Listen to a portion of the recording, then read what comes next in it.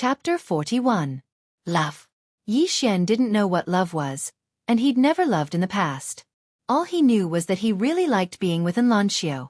As for anything else, he'd never thought about it.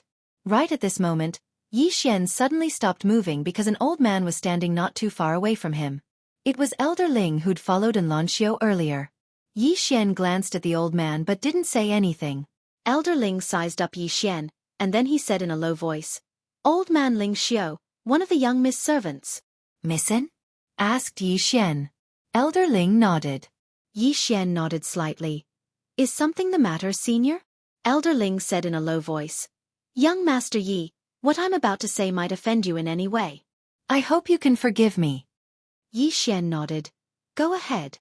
Elder Ling said, "Even though the young miss is from the state of Jiang, you should be able to tell that her background isn't simple. To put it bluntly, the people she meets in the state of Jiang might only be able to look up to her in the future, and they might not even have the qualifications to look up to her. Do you understand what I mean?" Yi Xian nodded. "You're trying to tell me not to get close to her, right?" Elder Ling nodded. "I presume young Master Yi is extraordinary since the young miss thinks so highly of him. However, the young miss isn't just an incomparably monstrous genius. The power behind her is something that young Master Yi can't even imagine. If young Master Yi has any other thoughts about the young miss, then forgive me for being blunt, but young Master Yi might live a very, very tiring life, or even very, very miserable life, and the young miss might be implicated because of you." Yi Xian fell silent. Elder Ling glanced at Yi Xian. "Young Master Yi, please think about what I'm saying. Farewell." As soon as he finished speaking, the space in front of him suddenly split open, and in the next moment, Elder Ling entered the spatial rift and vanished. Splitting open space. Only those who had reached the Nether Passage realm were capable of such a feat. Above the Qi-resisting realm was the Ascending realm, and above the Ascending realm was the Nether Passage realm. The other party was several realms higher than him, and this Nether Passage realm expert was just a servant. The other party was purposely displaying his strength in front of him. His intentions were very clear. After a moment of silence, Yi Xian slowly walked up the mountain. "Feeling pressured?" the mysterious woman suddenly asked. Yi Xian nodded. The mysterious woman continued, "The fire spirit within your younger sister can only last for a month at most. If you can't find a replacement in a month, then she'll be in great danger. Apart from that, the guy imprisoned on the second floor should be waking up soon. Once it awakens and you haven't found the Tao Law, you'll definitely die. If you die, your sister's fate might be even worse." Yi Xian took a deep breath. "I want to cultivate. I want to become stronger." With that, he quickened his pace. Becoming stronger was for his sister, for himself, for survival, and for the sake of pursuing what he wanted to pursue. It was like how people in the secular world couldn't talk about love without money. How could they talk about living comfortably? Many relationships were built on the foundation of money. Even though it wasn't absolute, most relationships were like that. In next to no time, Yi Xian returned to the storm hall, and his expression instantly changed when he arrived before it. In the distance, Yi Ling sat on the ground and cried incessantly. Mo Yunqi, who had a bloody nose and swollen face, was by Yi Ling's side. At this moment, Mo Yunqi was gesturing to Yi Ling while Yi Ling cried even more fiercely. Yi Xian's expression instantly turned ferocious when he saw this. "How dare you bully my sister?" As soon as he finished speaking, a sword silently condensed in his palm. In the next moment, a powerful pressure accompanied by a faint glow of the sword swept out from his body, and the weeds in front of him were instantly slashed apart by this imposing aura and glow of the sword. One sword to decide life and death. Mo Yunqi was dumbfounded when he saw Yi Xian suddenly going berserk. He was about to speak, but Yi Xian had already rushed towards him with the sword in hand. Mo Yunqi was horrified when he sensed the power of Yi Xian's sword. He didn't dare to take it head-on, so he hurriedly leaped over the wall to escape. However, as soon as he leaped over the wall, it was directly turned into powder. F***CK. Mo Yunqi's face twitched when he saw the wall behind him turn into powder. He hurriedly sped up and ran into the distance. Behind him, Yi Xian madly chased after him. Everywhere Yi Xian passed, there was a mess. In the main hall, seeing Yi Xian and Mo Yunqi disappear not far away, Yi Ling was stunned, and then she hurriedly ran over. When she ran outside the wall, Yi Xian and Mo Yunqi had already disappeared into the distance. She could only vaguely hear Mo Yunqi's panicked voice. Big brother. I didn't bully your sister, calm down. However, Mo Yunqi's voice was soon drowned out by the sound of the sword. Yiling was stunned. What if Big Brother hurts himself? After saying that, she hurriedly ran to Old Man Ji's courtyard. In the courtyard, Old Man Ji was lying on a recliner, with a wine gourd in his mouth, sleeping soundly. Yiling hugged Old Man Ji's arm and shook it vigorously, saying anxiously, Grandpa Ji, Big Brother is fighting with that guy. Quickly go and take a look. Old Man Ji did not move at all. He was drunk like a puddle of mud. Yiling had no choice but to run to Ji Anji's courtyard. Ji Anji glanced at Yiling, and Yiling's face was full of anxiety. Big sister Ji, Big Brother is fighting with that person. Do you want to persuade him? I'm afraid Big Brother will hurt himself.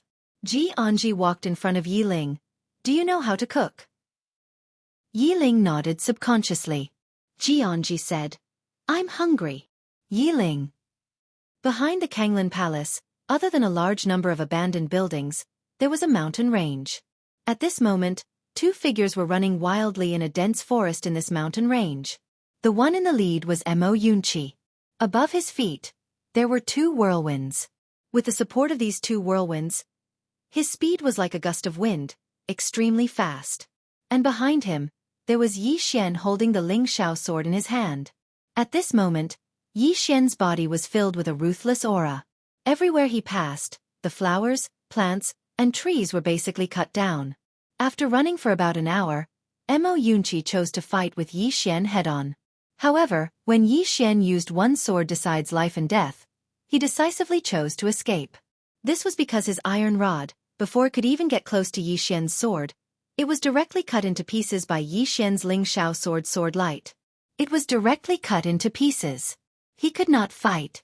Mo Yunqi ran madly into the depths of the forest, and behind him, Yi Xian chased closely. Just like that, one person ran, the other chased, from night to dawn. At dawn, Missouri Yunqi ran back to the front of the Kanglin Palace. As soon as he stopped, Yi Xian appeared behind him. Yi Xian was about to make a move, but Yiling, who had been waiting in front of the stone steps all night, hurriedly ran over and hugged Yi Xian. Brother, are you okay? He didn't hurt you, right? Not far away, Mo Yunqi, who was lying on the ground and gasping for breath, heard Yiling's words, and he was so angry that he almost breathed his last. At this moment, when he saw Yiling, Yi Xian also became slightly more normal. He gently rubbed Yiling's little head. Are you okay? Yiling hurriedly shook his head. I'm fine. Yi Xian glanced at Mo Yunqi, who was lying on the ground not far away. The latter's expression changed greatly, and he was extremely vigilant. You, don't mess around. I didn't bully your sister. You ask her yourself. Yi Xian withdrew his gaze, and he looked at Yiling. What happened before? Yiling slightly lowered her head, and did not speak. What happened? Yi Xian asked softly. Yiling softly said, I just remembered the time when I was with brother in the Yi family. At that time, brother picked up a bun, and he could not bear to eat it, so he gave it to me. Because of this, brother almost starved to death. As she spoke, tears began to flow down her cheeks. Yi Xian gently hugged Yiling. Silly girl, the past is the past. Brother will definitely not let you suffer in the future. Yiling hugged Yi Xian tightly. Brother can't suffer too much, okay? Yi Xian grinned. Okay, let's try our best to live a good life in the future, okay? Yiling raised her head, looked at Yi Xian, and smiled through her tears. Okay. Soon, Yiling fell asleep in Yi Xian's arms. After Yi Xian carried Yiling back to the room, he came to the front of the Kanglin Palace, and sat not far away from Mo Yunqi. Mo Yunqi had a vigilant look on his face. Yi Xian took out a wine gourd, and threw it to Mo Yunqi. Sorry. Mo Yunqi glanced at Yi Xian, picked up the wine gourd, and took a big gulp, and then said, What's the name of the sword technique you used just now? One sword to decide life and death. Yi Xian replied. Mo Yunqi nodded. Very strong, I couldn't block it. Yi Xian glanced at Mo Yunqi. There were two whirlwinds under your feet. Was that a martial technique? Mo Yunqi nodded. 10,000 miles wind chasing technique. Mystic lower grade. As he spoke, he laid down on the stone steps. If it wasn't for this martial technique, I would have been killed by your sword just now. Yi Xian also laid down on the stone steps. He held his head with both hands and looked at the distant horizon. Sorry. Mo Yunqi shook his head. It's also my fault. I saw your sister crying, so I teased her and said that you were beaten up by me, so she cried even harder. Yi Xian. At this moment, at the end of their sight, a bald man was walking towards them. The man was about 18 or 19 years old, bald, and extremely burly. He was bigger than Mo Yunqi and Yi Xian, and he didn't wear any clothes on his upper body, and his muscles were bulging, looking quite terrifying. There were some bones hanging on the man's neck, and some of the bones were still stained with blood. Mo Yunqi said softly, "This guy should be our other student." As he spoke, he turned to look at Yi Xian. "Beat him up." Yi Xian thought for a moment, then said, "You first." Mo Yunqi shrugged. "Let's go." As he spoke, he tapped his right foot lightly, and his whole body directly floated out, extremely elegant and extremely fast. This speed made Yi Xian feel ashamed of his inferiority. Very quickly, Mo Yunqi appeared in front of the bald man, and he directly swept his foot towards the bald man's shoulder. The bald man didn't dodge, nor did he dodge. Bang! As a muffled sound rang out, Mo Yunqi was directly pushed back several feet, and his right foot was unceasingly trembling, while the bald man didn't move at all. The bald man looked at Mo Yunqi with an unfriendly expression. Mo Yunqi's expression changed slightly, and he turned to look at Yi Xian, who was not far away. "Let's go together." Yi Xian walked in front of the bald man, and the bald man was somewhat on guard, but at this moment, Yi Xian suddenly cupped his fists. "Zhonglong Academy, welcome." Mo Yunqi looked at Yi Xian in shock. "You." The bald man cupped his fists towards Yi Xian. "Thank you." As he spoke, he turned to look at Mo Yunqi, who was not far away. Mo Yunqi smiled awkwardly. "It's a misunderstanding, a complete misunderstanding." The bald man suddenly rushed towards Mo Yunqi, and Mo Yunqi's expression changed greatly, and he turned to run. "Yi Xian, you bastard, you sold me out." Chapter 42. Soon, Mo Yunqi's wails could be heard from the mountain. Noon. Inside the Azure Wave Palace. Old Man Ji sat at the head of the table. He drank wine from time to time and was still drunk. On his left was Ji Anji, who held a pair of chopsticks and slowly licked them. On Old Man Ji's right was the bald man. The bald man held a string of iron beads in his hand. The iron beads were very smooth and shone with a faint light. Obviously, they were not made of ordinary materials. Below the bald man was Mo Yunqi. Mo Yunqi looked really miserable. His nose was bruised and his face was swollen. There were many footprints on his body. And the bald man sitting not far from him looked at him from time to time with an unfriendly expression. At this moment, a fragrant smell wafted over. Old Man Ji opened his eyes.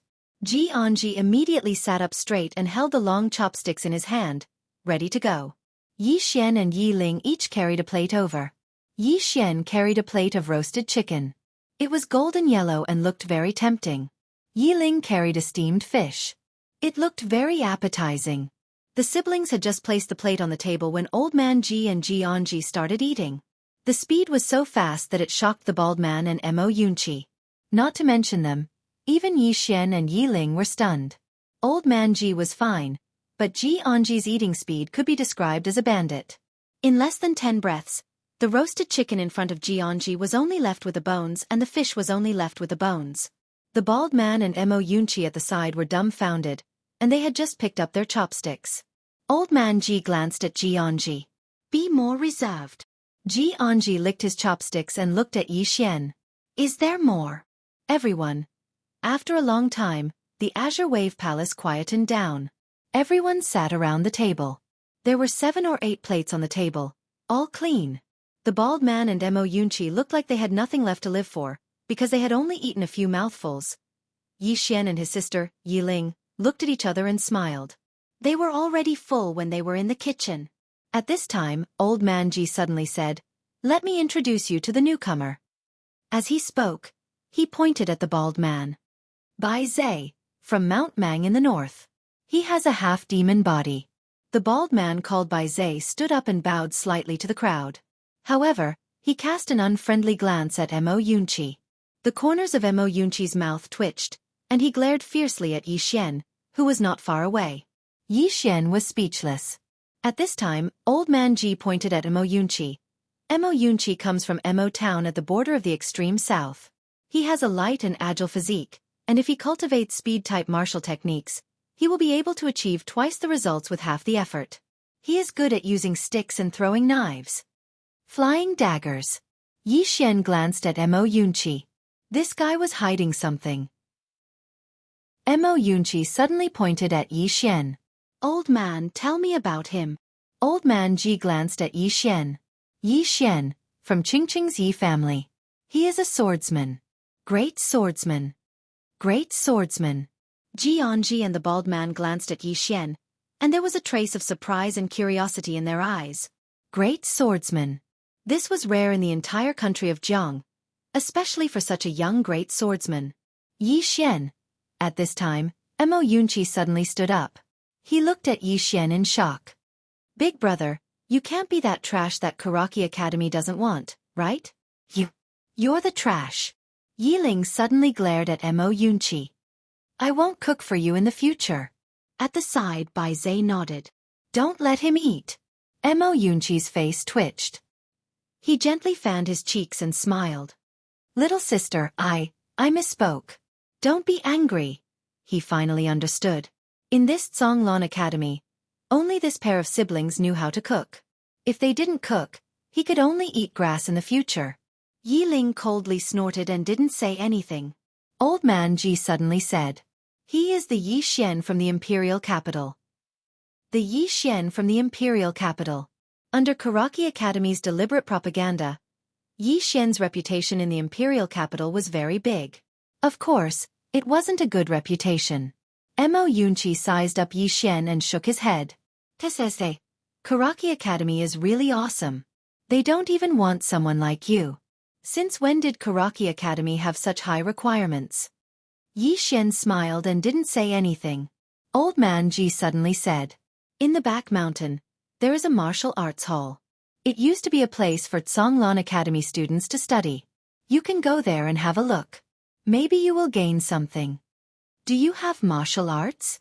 Mo Yunqi quickly asked. Cultivation methods are fine too. Old Man Ji shook his head. Why? Mo Yunqi was puzzled. Old Man Ji said calmly. I sold them for wine money. Everyone. Old Man Ji stood up. 1.5 years. There is still 1.5 years until the triennial deathmatch between Zhonglan Academy and Karaki Academy. I don't want your corpses to be hung on Song Mountain's Xiao Dao in 1.5 years. Also, don't go out and wander around. If Karaki Academy students see you, they will definitely beat you up. After saying that, he turned and left. Ji Anji suddenly turned to look at Yi Xian.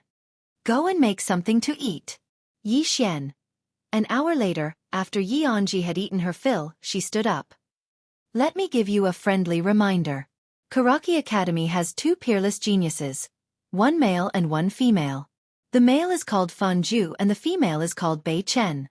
These 2 are not even 20 years old, but they have already reached the ascendant realm. They might even be half a step into the ethereal opening realm. Let me put it this way. In the entire country of Jiang, there is only one person who can suppress them. You should know who this person is. The few people present naturally knew who this person was. Besides Enlanxiu, who else could it be? Ji Anji said again. Besides these 2, there are 3 other geniuses under them. The identities of these 3 people are unknown. We only know that each of them has a special ability. Rumor has it that if the 3 of them join forces, they can even fight against Enlanxiu. At this time, Mo Yunqi raised his right hand and said weakly, is it too late to quit now? Ji Anji glanced at Mo Yunqi. It's not too late to commit suicide now. Sigh. Mo Yunqi laid on the table and sighed deeply. I've been screwed over by this geezer. Meanwhile, Yi Xian suddenly said, since everyone is here, I have something to discuss with all of you. Everyone looked at Yi Xian. Yi Xian thought for a moment and said, I looked it up earlier. Our academy lacks a lot of daily necessities. For example, we don't even have normal necessities. There are also some other things like toilet paper. In short, we lack everything. Oh my God! Mo Yunqi howled with grief while his head lay on the table, and he had a helpless expression on his face. Yi Xian glanced at them. I've decided to go down the mountain to buy some daily necessities. However, I don't have enough money. All of you should contribute some as well. Let's pool our resources together. Everyone was speechless. When he saw Jianji and the others remain silent, Yi Xian shrugged. It's fine if all of you don't contribute. We'll live our own lives from now on. That's fine, right? The corners of Mo Yunqi and the others' mouths twitched. Live our own lives? Eat grass in the future? A moment later, Bei Zhe took out a bag and handed it to Yi Xian. 20 gold coins. Yi Xian didn't stand on ceremony and kept it. Then, he looked at Jianji. The latter just stared at Yi Xian, causing Yi Xian's scalp to go numb. A moment later, Yi Xian waved his hand. All right. You don't need to contribute anymore. Go do what you need to do. Jianji turned around and left without any hesitation. Yi Xian turned to look at Mo Yunqi. Just like Jianji, Mo Yunqi also looked at him. Just like that. Yi Xian suddenly slammed the table and shouted angrily. What are you looking at? Hurry up and pay up. Otherwise eat grass. Mo Yunqi was speechless.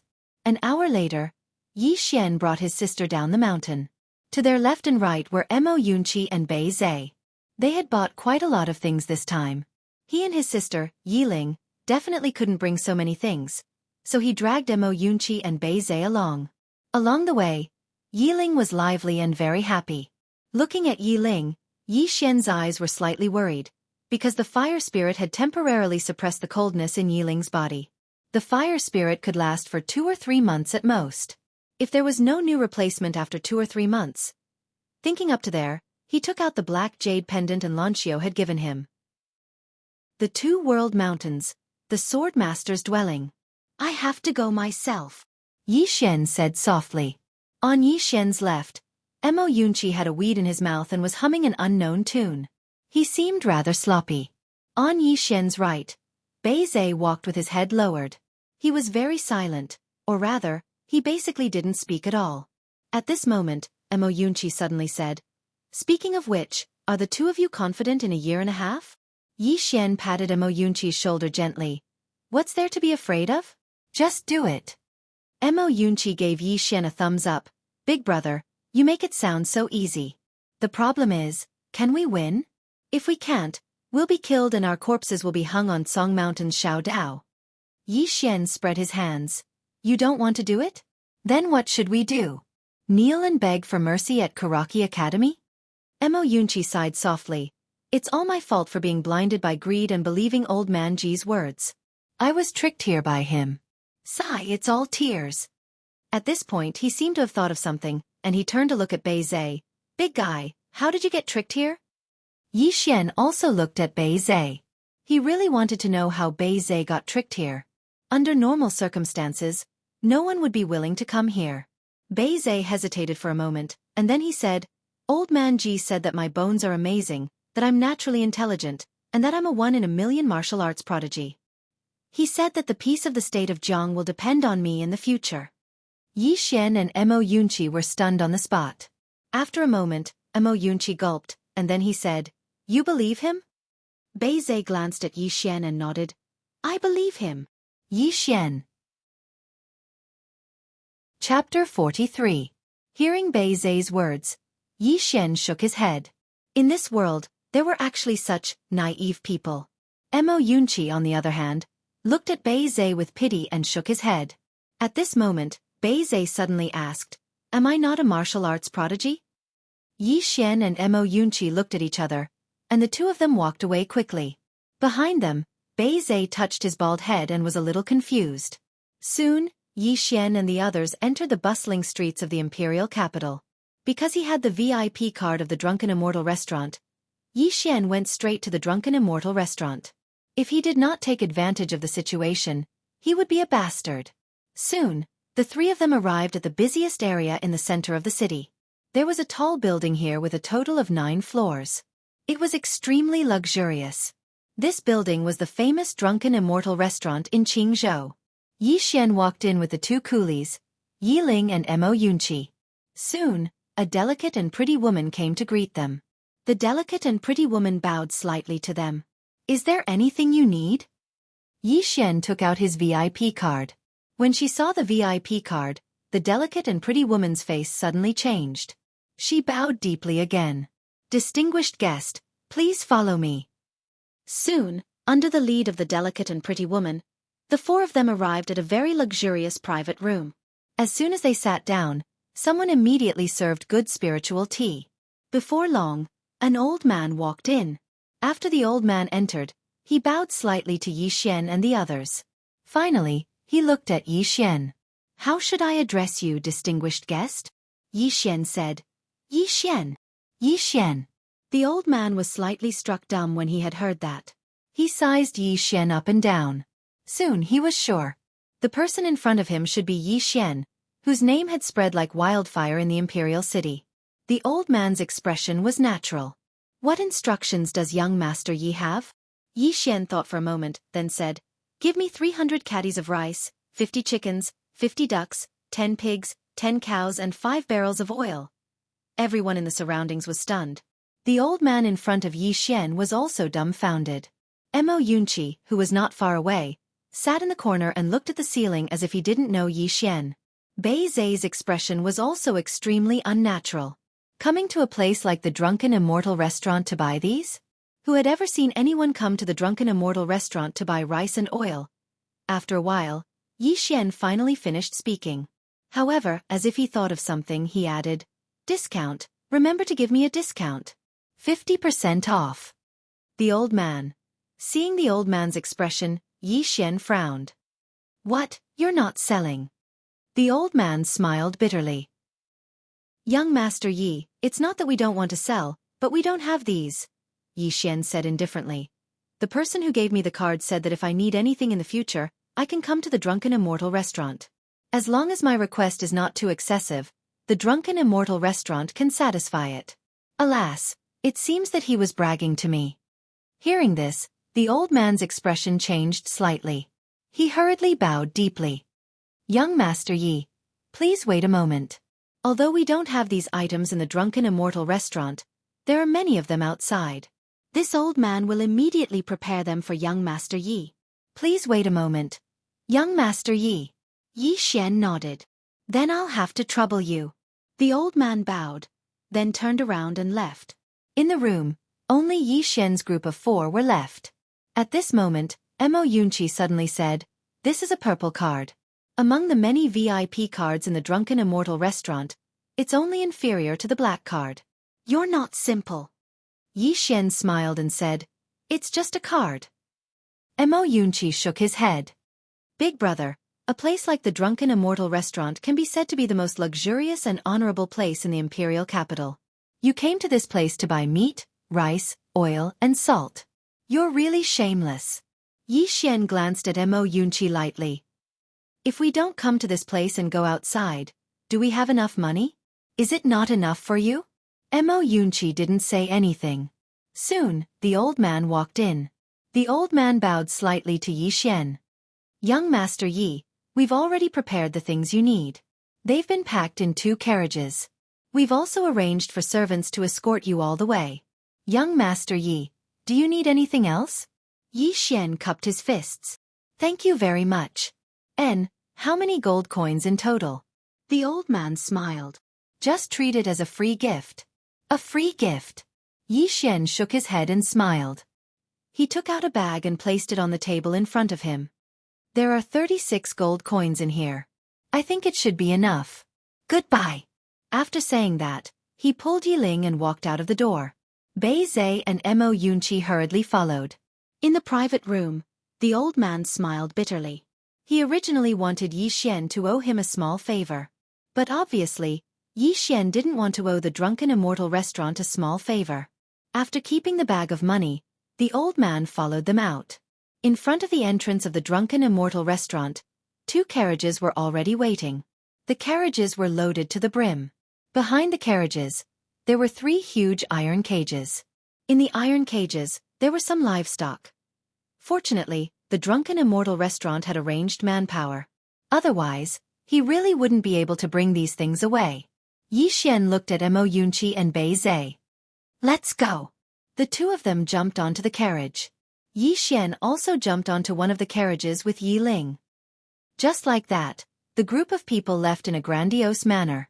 Behind Yi Xian and the others, the old man looked at the bag of money in his hand and shook his head. Along the way, Yi Xian and the others naturally attracted the attention of others. Because they brought too many things. Yi Xian had no choice. Songlan Academy was very far from the imperial city. It was impossible for him to come here every day. That was too much of a waste of time. At this moment, someone suddenly exclaimed, "That's Yi Xian." Yi Xian. Along with this exclamation, the gazes of countless people in the surroundings all turned to look at him. Seeing the surrounding gazes, Yi Xian was a little stunned. Was he that famous? "It's really Yi Xian." Someone said, "He's the trash that Karaki Academy doesn't want." Tiska. This Songlan Academy really doesn't care about face. They actually want the trash that Karaki Academy doesn't want. No wonder they were suppressed by Karaki Academy.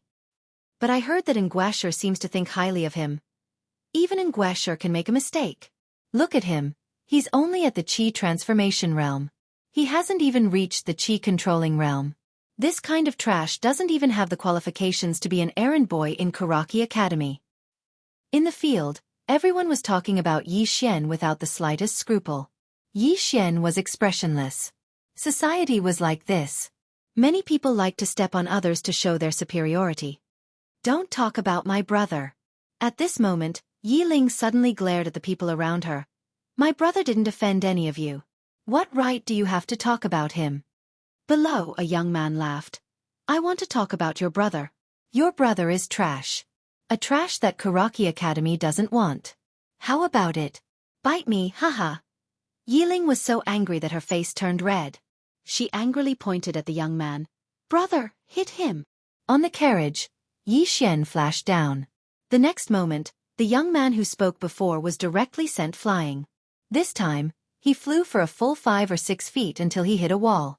The young man lay on the ground and kept wailing. Blood flowed from the corner of his mouth. His ribs were all broken. Everyone in the surroundings was stunned when they witnessed this scene. This Yi Xian publicly hit someone? On the other side, Mo Yunqi watched and shook his head. He finally understood that one could offend this Yi Xian, but never ever offend his sister. Otherwise, he would make one regret being born into this world. He actually hit someone in the street. He's too arrogant. Does he still have any respect for the law? Everyone pointed at Yi Xian, but no one dared to make a move. Yi Xian glanced at the people around him and suddenly roared, "Shut up!" The surroundings suddenly became quiet. Yi Xian glanced at the people one by one. "Cut the crap. If you don't like me, Yi Xian, then come and hit me. Come on. I'll do it." At this moment, a young man suddenly rushed out from the crowd. However, as soon as he rushed in front of Yi Xian, he was directly sent flying by Yi Xian's fist. Similarly, after the young man smashed to the ground, he was unable to get up again. Yi Xian glanced at the surroundings. Anyone else? The surroundings were silent. Many people were always like this, bullying the weak and fearing the strong. TSK. Since when did Songlan Academy's dogs dare to be so arrogant in the imperial city? At this moment, suddenly a voice came from the side. Soon, 3 men wearing ink-white robes walked over from afar. "It's the students of Karaki Academy," someone in the crowd exclaimed. Soon, the surroundings were boiling. The silent people in the surroundings started to chatter again. Obviously, the appearance of the students of Karaki Academy gave them great courage. Mo Yunqi's eyes slightly narrowed when he saw the students of Karaki Academy, and Bei Zai's expression also turned cold. The two of them jumped off the carriage at the same time, and then came to Yi Xian's side. Karaki Academy and Songlan Academy. These two academies could be said to be true enemies. The enmity between the two academies was innate. In the past, as long as the students of the two academies met, nothing good would happen. However, as Songlan Academy declined, towards the end, Songlan Academy's students would basically avoid Karaki Academy's students. The 3 Karaki Academy students walked in front of Yi Xian's group, and the leading Karaki Academy students sized up Yi Xian and ridiculed. "So you're the trash that my Karaki Academy doesn't want? Qi transformation realm? Tisk Songlan Academy is really declining. Even trash like you. At this moment, Yi Xian suddenly flew up and kicked the chest of the man who spoke. Bang! Under the gaze of the crowd, the man's entire body was sent flying, and in the air, the man spat out blood. Everyone was stunned. Mo Yunqi and Bei Zhe were also stunned, because they didn't expect Yi Xian to attack. The surroundings were completely silent. When Yi Xian sent the man flying, he quickly whipped out 2 legs from his left and right, and the remaining 2 Xueqi Academy students were caught off guard and were directly kicked away. Yi Xian didn't stop. He rushed in front of the 3 people, and then picked up the money bags from their waists. Then, he quickly returned to Mo Yunqi and Bai Zhe's side. Run! Run! Mo Yunqi and Bai Zhe, who were preparing to go all out, were instantly stunned. They thought they had heard wrong. Meanwhile, Yi Xian had already carried Yi Ling back to the carriage, and then drove away. Beat up people, snatch the things and run. Everyone. P.S. Created a reader group. 677540563. Everyone can come in and brag. Chapter 44. Bai Zhe and Mo Yunqi weren't the only ones who were stunned. Running away after beating someone up? Bai Zhe and Mo Yunqi quickly came back to their senses, and the 2 of them hurriedly followed. Everyone in the surroundings gazed at the 3 students from Xueqi Academy. At this moment, the expressions of the 3 students were incomparably ferocious. For so many years, when had Xueqi Academy ever suffered such a setback? Not only were they beaten up, but they were also robbed by someone from Songlan Academy. It was a great humiliation. The leading student suddenly roared, "Chase after them!" After speaking, he directly rushed over. The other 2 students also followed closely behind. For the 3 of them, what happened just now was undoubtedly a great humiliation. If they didn't get rid of this humiliation, they would undoubtedly become the laughingstock of the entire Xueqi Academy. Not only that, they would also tarnish the reputation of Xueqi Academy. For so many years, only Xueqi Academy bullied Songlan Academy. When had Xueqi Academy ever been bullied by Songlan Academy? Humiliation could only be washed away with blood. The eyes of the 3 students were filled with cold killing intent. Yi Xian and the others were carrying a lot of things, so their speed was naturally slow. After a while, the 3 students from Xueqi Academy caught up with Yi Xian and the others. Yi Xian stopped and jumped off the carriage. He turned around and looked straight at the 3 students from Xueqi Academy. Soon, the 3 of them were getting closer and closer to Yi Xian. The leading young man said ferociously, "You bastard, you actually dare!" Before he finished speaking, Yi Xian suddenly disappeared from his spot. When he reappeared, he was already in front of him. At the same time, Yi Xian swept his leg at him. The sweep of his leg tore through the air. The young man's expression changed greatly. In a hurry, he could only hurriedly use his left hand to block it. Bang! Crack! Along with a muffled sound and the sound of bones breaking, the young man's entire body was directly smashed into the wall several meters away. Bang! The wall shook violently and immediately collapsed. Fortunately, the young man's reaction was extremely fast. He rolled backwards and was not buried by the wall. However, as soon as he stopped, a foot stepped on his abdomen. Yi Xian stared coldly at the young man beneath his feet. The young man's eyes were filled with malevolence and madness. "Kill me if you have the ability. Otherwise, I'll kill your entire family. You." At this moment, Yi Xian suddenly stepped on the young man's throat. Crack! The young man's voice stopped abruptly as fresh blood flowed ceaselessly from the corner of his mouth. At the moment he breathed his last, his eyes were wide open and filled with disbelief. When they saw Yi Xian kill, the other 2 students of Xueqi Academy were finally slightly panicked.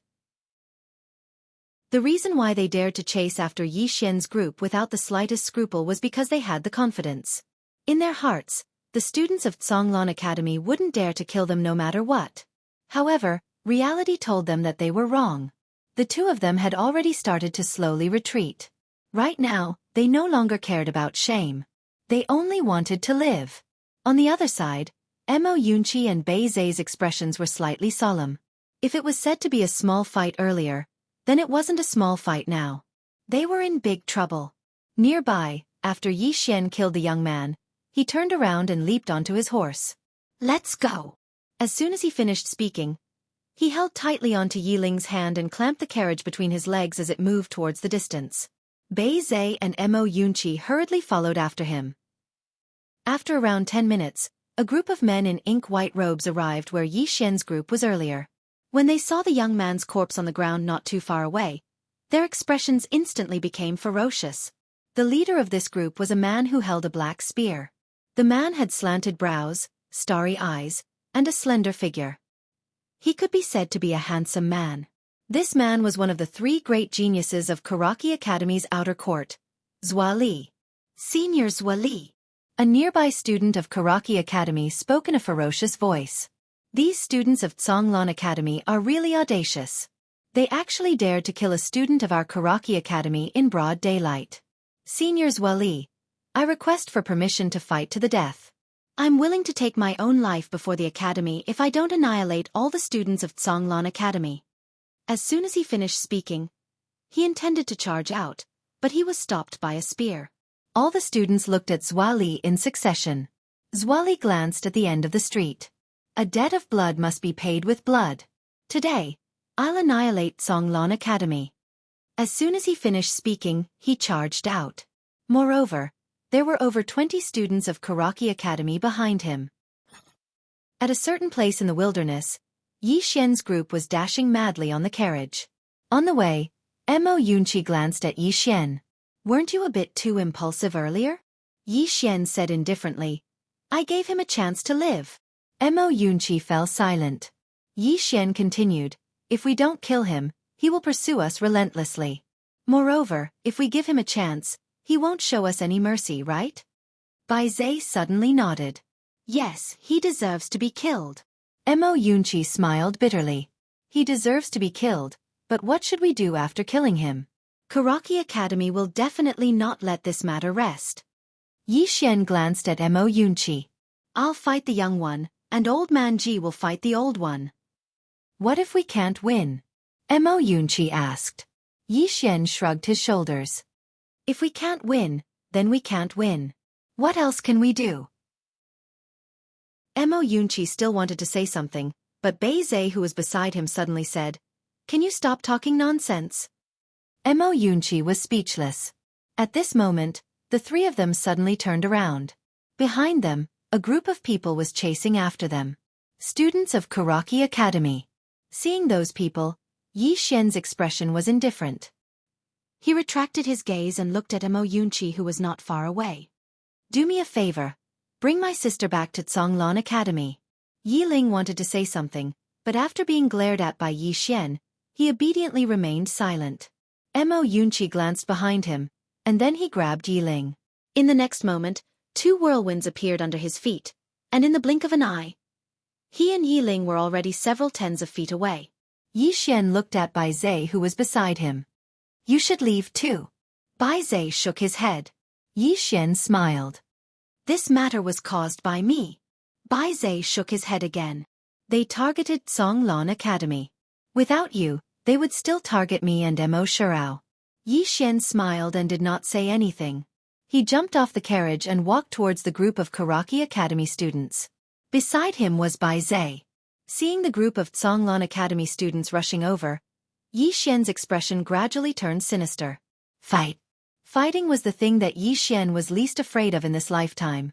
His realm and strength weren't obtained through cultivation, but through fighting. Especially when he had just become the young master of the Yi clan. He practically had to fight to the death with the members of the other clans on the streets every single day. To him, fighting had become a common occurrence. Xueqi suddenly raised his spear. Behind him, the group of people stopped, and Xueqi said coldly, I alone am enough. As soon as he finished speaking, he suddenly stomped his right foot. Bang! The ground instantly collapsed. At the same time, a stream of air suddenly rose beneath his feet, and in the blink of an eye, Xueqi charged towards Yi Xian and Bai Zhe like a bolt of lightning. Qi-controlling realm.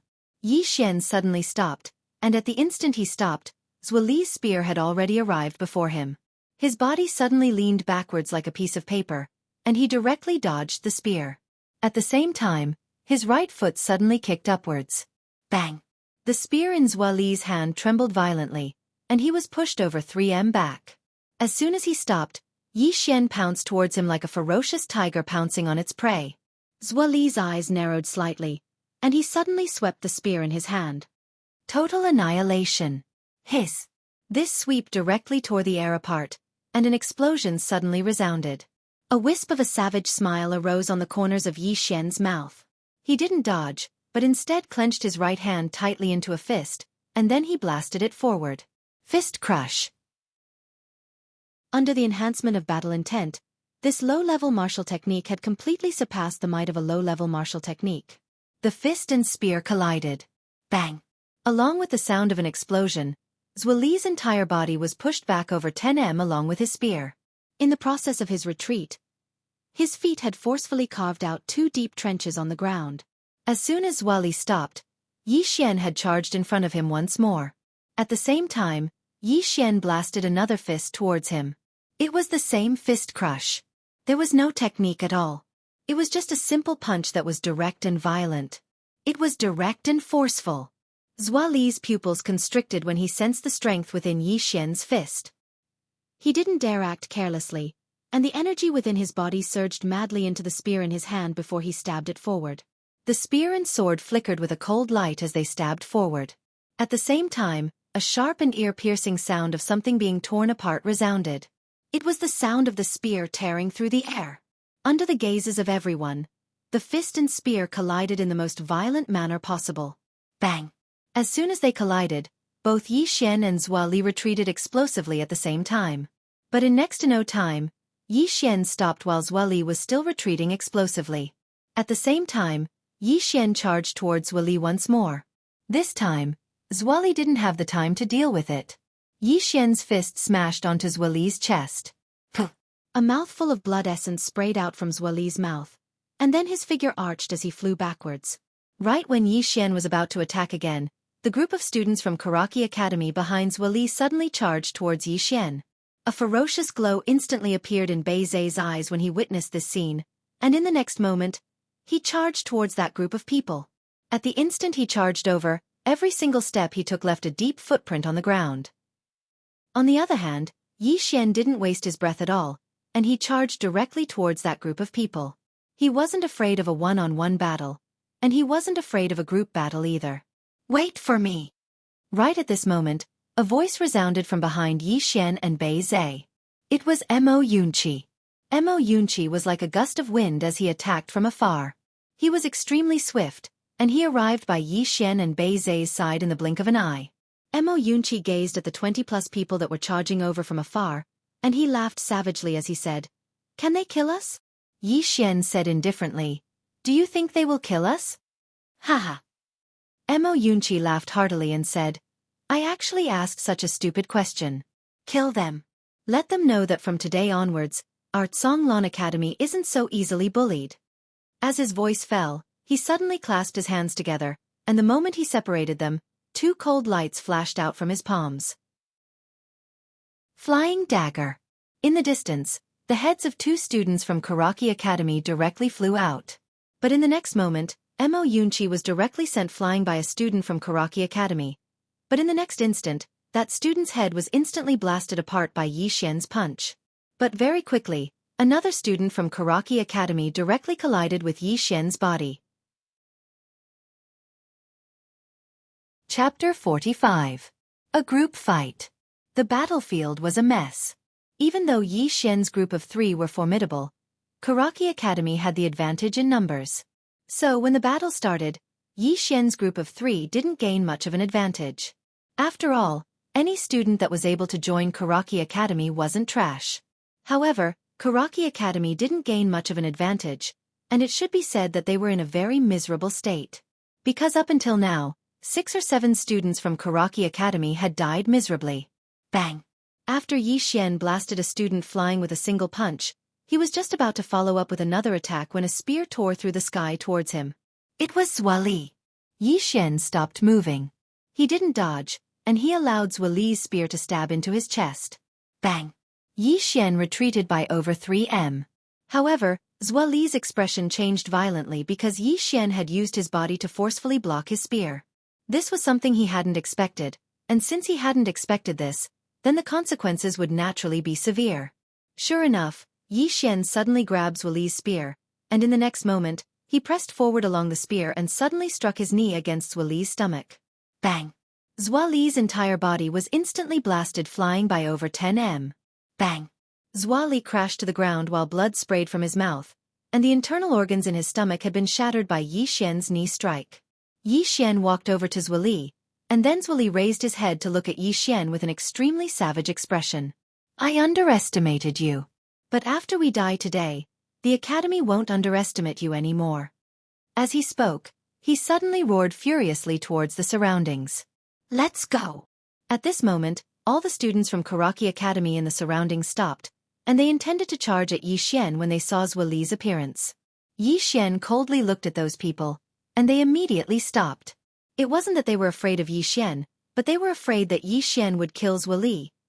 Bai Zhe and Mo Yunqi walked to the left and right of Yi Xian. Both of them had different degrees of injuries, especially Mo Yunqi. Blood was still flowing from the corner of his mouth, and there were many cracks on Bai Zhe's upper body. The weakest of these students from Xueqi Academy were at least in the Qi-controlling realm. Moreover, they were not ordinary Qi-controlling realm cultivators. The fact that the three of them were able to survive after fighting against 20 of them was already extremely terrifying. In front of Yi Xian, Xueli slowly stood up, and once again roared at the students of Xueqi Academy, "Run!" He was no fool. After a round of battle, he already knew that he and the others had severely underestimated the strength of the three people in front of him. If they continued fighting, they would all be sacrificed in vain. In the surroundings, not a single one of the Xueqi Academy students tried to escape. At this moment, Yi Xian suddenly turned and walked away. Bai Zhe and Mo Yunqi glanced at Xueli, whose internal organs had been severely injured by Yi Xian, and then turned and left as well. At this moment, Xueli suddenly laughed sinisterly. What? Are you going to humiliate me? Haha. I, a student of Xueqi Academy, would rather die than be humiliated by a student of Zhonglan Academy. As soon as he finished speaking, under everyone's gaze, Xueli's right hand clenched into a fist, and then he suddenly punched his throat. Crack! His bones shattered, and Xueli's body stiffened on the spot. Senior Xueli! In the surroundings, all the students of Xueqi Academy rushed to Xueli's corpse, and their tears flowed down. Not far away beside Yi Xian, Mo Yunqi wiped the blood from the corner of his mouth. Damn it, it's as though the three of us are the bad guys. Who the hell is the bully here? Bai Zhe rubbed his upper body, and soon, the cracks on his body began to gradually recover. He glanced at Yi Xian, who was beside him. Your fleshly body is formidable. During the battle earlier, he noticed that Yi Xian's fleshly body wasn't inferior to his at all. Yi Xian said in a light voice, "You're formidable as well." This wasn't a compliment. Up until now, amongst the younger generation, only Bai Zhe was comparable to him in terms of fleshly body. Right at this moment, a middle-aged man suddenly appeared in front of Yi Xian's group of three. The middle-aged man wore a golden silk robe, and on the left side of his chest, there was the symbol of Xueqi Academy. Yi Xian recognized this person. It was Li Xiu, the vice dean of Xueqi Academy. Things have gotten out of hand. But it was normal, someone had already died, so things had definitely gotten out of hand. Li Xiu stared fixedly at Yi Xian. You want to leave after killing someone? Yi Xian laughed with ridicule. Kill someone? What? Only your Xueqi Academy students are allowed to kill someone, but my Zhonglan Academy students are not allowed to? Or are you saying that Xueqi Academy has no more students, and you want the dignified vice dean to come out and take revenge? Li Xiu sneered, goading me? Don't worry, I won't bully you. As he spoke, he turned to look at a rock in the distance, and there, an old man was lying on it. This person was none other than Old Man Ji. The corner of Li Xiu's mouth gradually turned malevolent. Old Man Ji, from this moment onwards, I declare war on Zhonglan Academy. War? Right at this moment, Old Man Ji suddenly stood up, and in the next moment, under everyone's gaze, he plucked a weed beside him and casually threw it away. Li Xiu's expression changed greatly, and he suddenly clasped his hands together. In an instant, a formless aura appeared around him, and at the same time, a powerful force surged out from his hands like a tidal wave. Yi Xian and the other two were directly blasted away by this force. At this moment, under the astonished gazes of Yi Xian and the other two, the weed was like a sharp sword, directly piercing through the force released by Li Xiu, and even the aura released by Li Xiu instantly vanished without a trace. Hiss! Li Xiu's right arm was directly sent flying. The surroundings fell silent. Witnessing this scene, Yi Xian and the other two were dumbstruck. Mo Yunqi gulped. This old man is so amazing. Next time when we speak to him, should we be more respectful? Yi Xian was also slightly shocked. This old man's strength was truly terrifying. He was probably slightly stronger than the third master of the Drunken Immortal Inn. In the distance, Old Man Ji glanced at Li Xiu. War? Are you sure? Li Xiu stared fixedly at Old Man Ji, and his expression was extremely unsightly. Old Man Ji drank a mouthful of wine and shook his head. Do you know why Songlan Academy still hasn't collapsed? As he spoke, he pointed at himself. Because of me, as long as I don't die, Songlan Academy will not close its doors. If you want to start a war, fine, I'll let you kill these three little fellows. But this old man guarantees your Xueqi Academy that your Xueqi Academy students below the age of 30 will not live to see tomorrow's sun. If you don't believe me, then feel free to come. Anyway, these three fellows here are picked up, I don't care. Hearing this, Yi Xian and the other two almost went berserk. Picked up? Motherf asterisk cur. Mo Yunqi glared at Old Man Ji. Beat him up. Yi Xian looked at Mo Yunqi. You go first. Go your ass. Mo Yunqi glared at Yi Xian. You want to sell me out again? Yi Xian said seriously, Big brother, next time when you want to beat someone up, can you have some idea? Can't you fight when you can't win? Don't have asterisk king fight when you can't win. This isn't beating people up, this is asking for a beating. Mo Yunqi. At this moment, Old Man Ji suddenly looked at Yi Xian and the other two. What are you still mumbling about? Let's go. Mo Yunqi and Bai Zhe were about to leave, but at this time, Yi Xian suddenly said, Wait. Everyone looked at Yi Xian.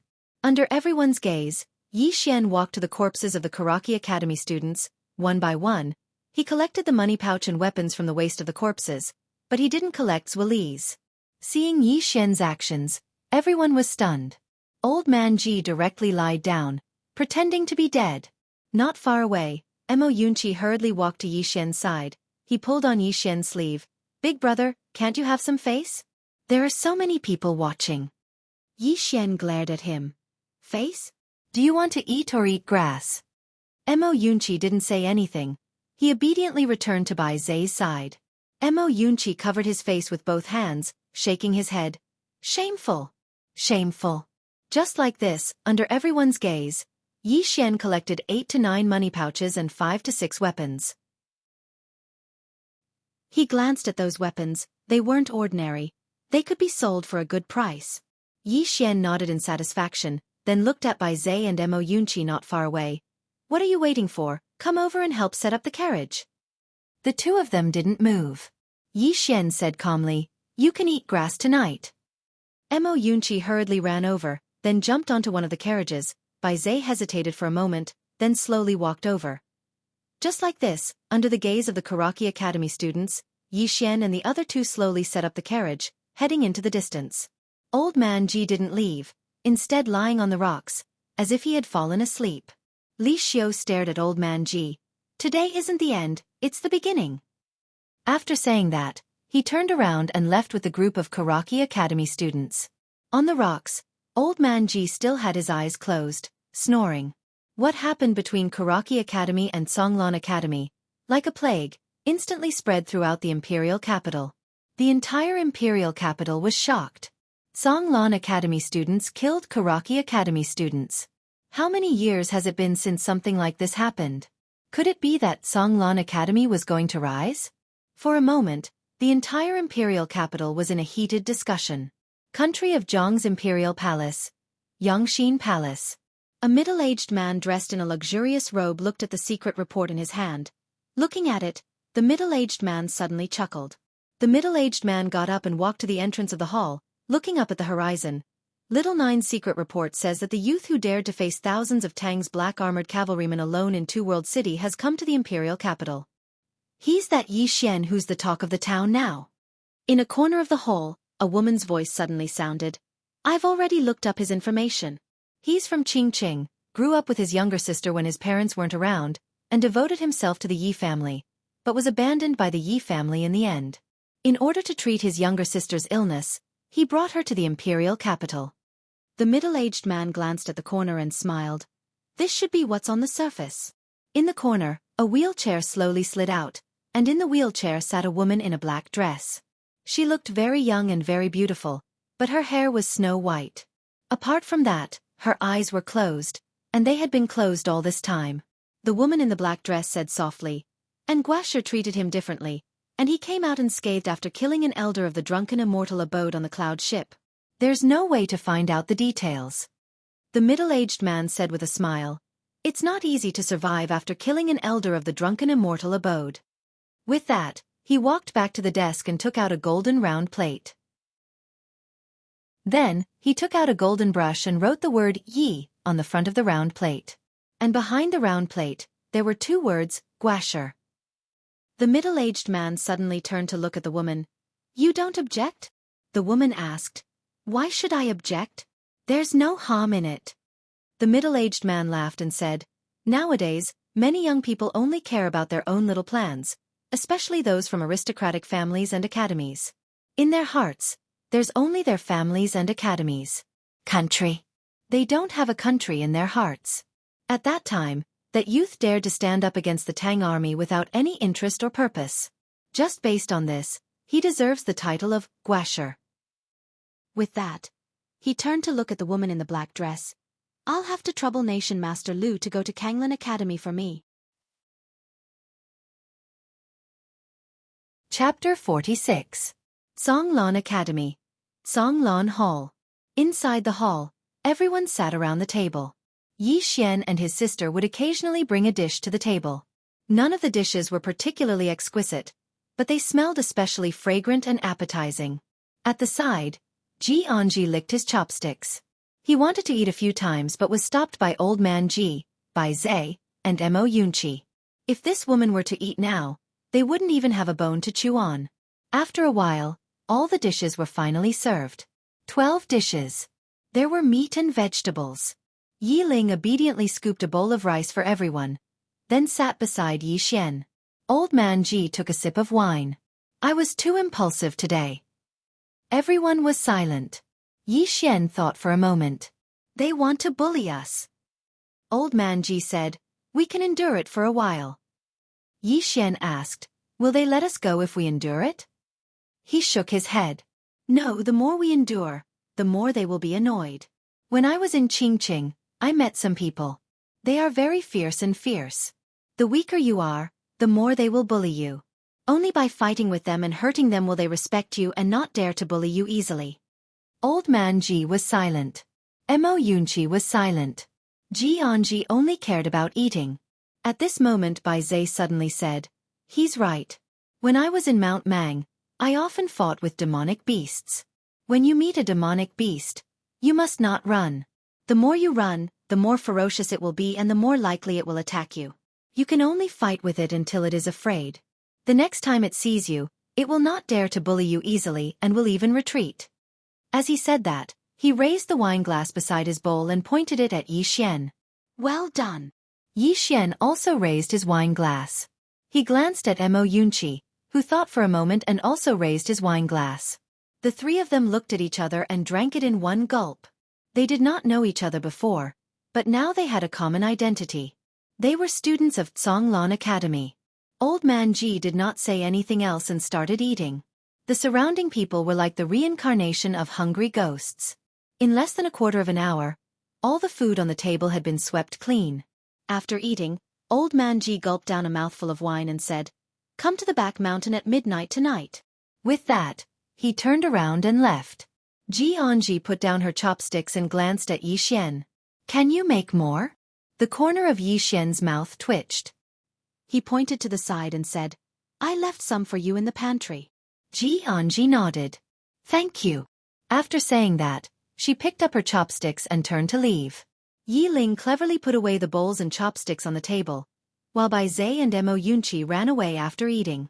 Washing dishes and what-not was killing them. Seeing the two of them running away, Yi Ling covered her mouth and chuckled. Yi Xian was a little helpless.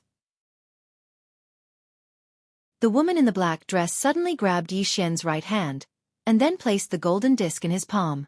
Whether it's the Kanglin Academy or the Karaki Academy, everyone is actually from the Jiang country. Unfortunately, many people forget this point. Only those who have the country in their hearts and the ability to do so can be called a kingdom scholar. You are worthy of this title, and this title will not restrict you. On the contrary, in the future, you will be able to obtain the help of the country wherever you go. After saying that, a mysterious person appeared behind the woman in the black dress. The mysterious person pushed the woman in the black dress and left. After the mysterious person pushed the woman down the mountain, they suddenly stopped. Not far in front of them, there was a drunk old man lying on the ground. The woman in the black dress bowed slightly. Old Ji. Old Ji still did not speak. The woman in the black dress continued. Although he has the intention to use you, the king has no malice. Old Ji turned his body sideways. The news of him being a kingdom knight must not be spread out. The current him can't afford to bear too much attention. The woman in the black dress bowed slightly. Understood, thank you. After saying that, the mysterious person pushed the woman in the black dress away. Old Ji was sleeping soundly. In the middle of the night, it was midnight. Yi Xian, Bai Zai, and Mo Yunqi arrived at the back of the mountain. There was a waterfall at the back of the mountain. The waterfall was over 10 feet wide, and the water was extremely fast. At this moment, Old Ji and Ji Anji were already waiting there. Mo Yunqi chuckled. Old Ji, are you going to teach us some peerless martial skill? At this moment, Old Ji whistled. In the next moment, a pitch-black wolf suddenly ran out from the distant forest. The wolf was several feet tall, and its fur was like sharp swords. Its eyes emitted a chilling murderous light. Demon Wolf. Bai Zai's expression was incomparably vigilant. High Sky Realm. Old Ji pointed at Mo Yunqi. The latter was stunned. Old Ji, what do you mean? At this moment, the demon wolf directly rushed towards Mo Yunqi. Its speed was so fast that even Yi Xian could only see an afterimage. Damn it! Old Ji, are you crazy? Mo Yunqi turned around and ran. His speed was also very fast, comparable to the demon wolf. However, in terms of physical strength, Mo Yunqi definitely could not compare to a demon beast. At this moment, Old Ji suddenly looked at Bai Zai. Bai Zai puffed out his chest, his eyes fearless. The thing he was least afraid of was demon beasts. In Mount Mang, he fought with demon beasts every day. Old Ji suddenly grabbed Bai Zai. Bai Zai subconsciously wanted to resist, but when he exerted force, he was shocked to find that he could not exert any strength at all. Under Yi Xian's astonished gaze, Old Ji put a metal chain on Bai Zai's feet that was as thick as an arm. Then, he suddenly threw Bai Zai towards the waterfall in the distance, and Bai Zai's entire body directly smashed into the waterfall. At this moment, another demon wolf appeared. That demon wolf leaped to the side of the waterfall.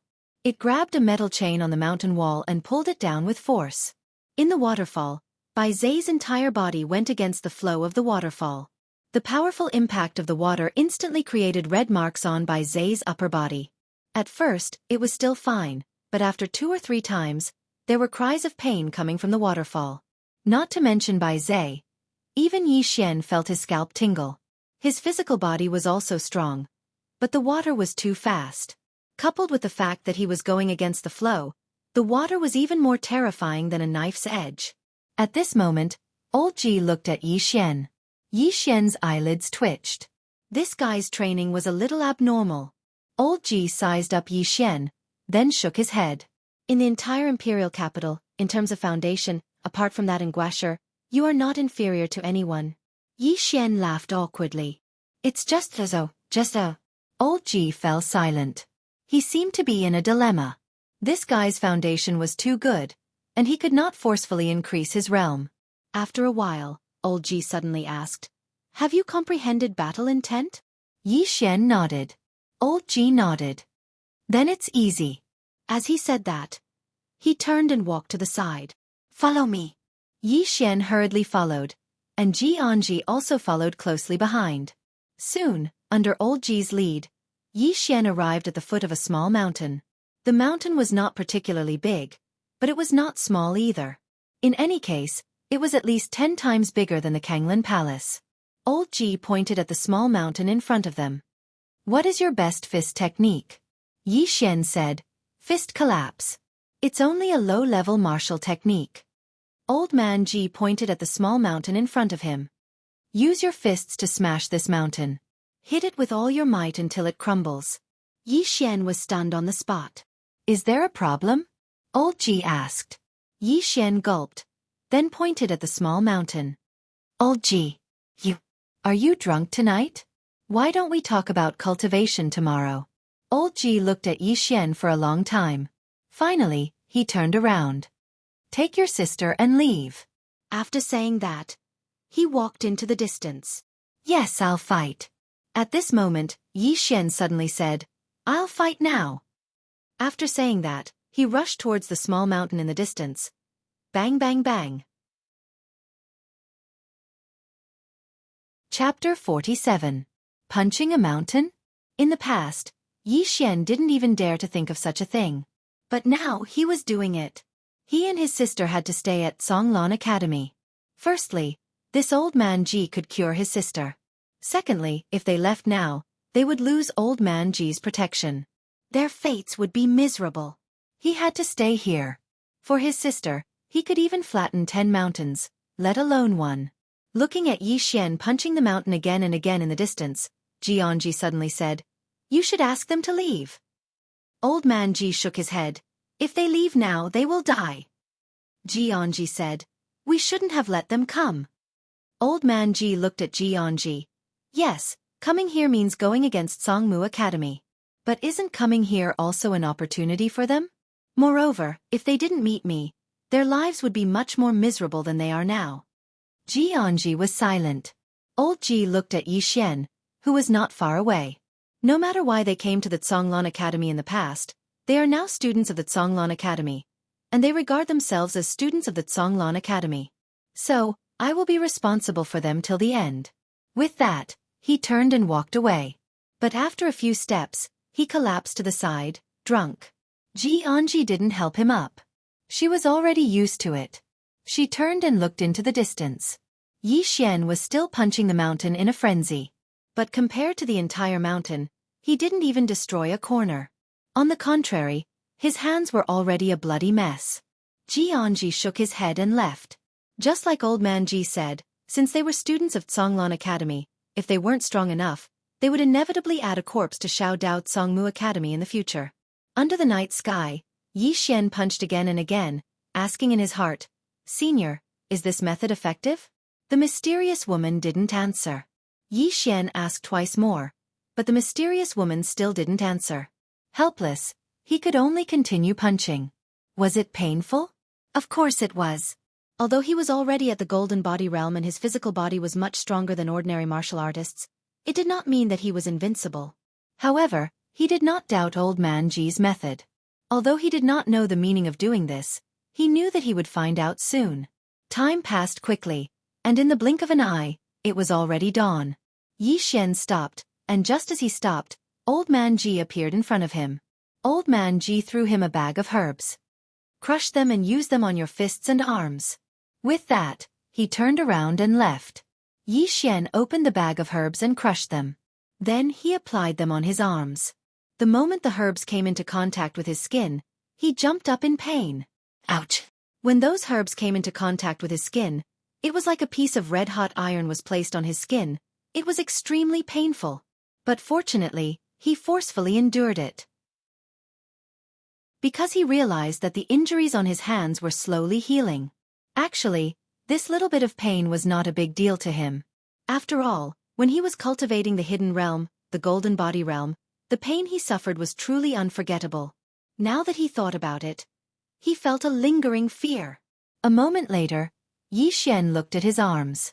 At this moment, his arms were red like a piece of red iron. He turned around and charged towards the small mountain again. Bang bang bang. Numerous explosions resounded incessantly in the surroundings. Just like that, the explosions lasted until noon before they stopped. It was time for lunch. Yi Xian came to the waterfall to wash up. Just as he was about to leave, a figure floated up from below the waterfall. It was Bai Zhe. At this moment, A layer of Bai Zai's skin had already been peeled off. A layer of skin had truly been peeled off. It was a terrible sight to behold. Bai Zai crawled over to the rock and tossed a bag of herbs to Yi Xian. "Help! Help me!" Yi Xian picked up the bag and walked over to Bai Zai, and then he crushed the herbs within the bag. After that, he applied the herbs on Bai Zai's body. Bai Zai sucked in a breath of cold air and almost cried out, but he forcefully held it in. However, his entire body was trembling. As he watched Bai Zai's injuries heal slowly, Yi Xian said softly, "This medicine is not bad." Bai Zai took a deep breath and said, "Of course. This is an excellent spirit herb, and a single leaf can be sold for at least 50 gold coins." Yi Xian suddenly stopped, and he looked at the remaining herbs in his hand. "Really?" Bai Zai nodded. "Of course." Yi Xian hesitated for a moment, and then he said, "Why don't we stop applying it and sell it instead?" "Big brother. Don't joke around. 50-50? Hurry up and apply it. 70/30. Can I beat you to death?" An hour later, Yi Xian and Bai Zai returned to the Zhonglan Palace. At the entrance of the Zhonglan Palace, there was a man lying on the ground. It was Mo Yunqi. Mo Yunqi was lying there, and both his legs were twitching like pendulums. Last night, he was chased by the demon wolf for an entire night, and his legs were almost broken. Yi Xian glanced at Mo Yunqi, and then turned to leave. An hour later, everyone sat around the table. Today, the atmosphere was slightly different.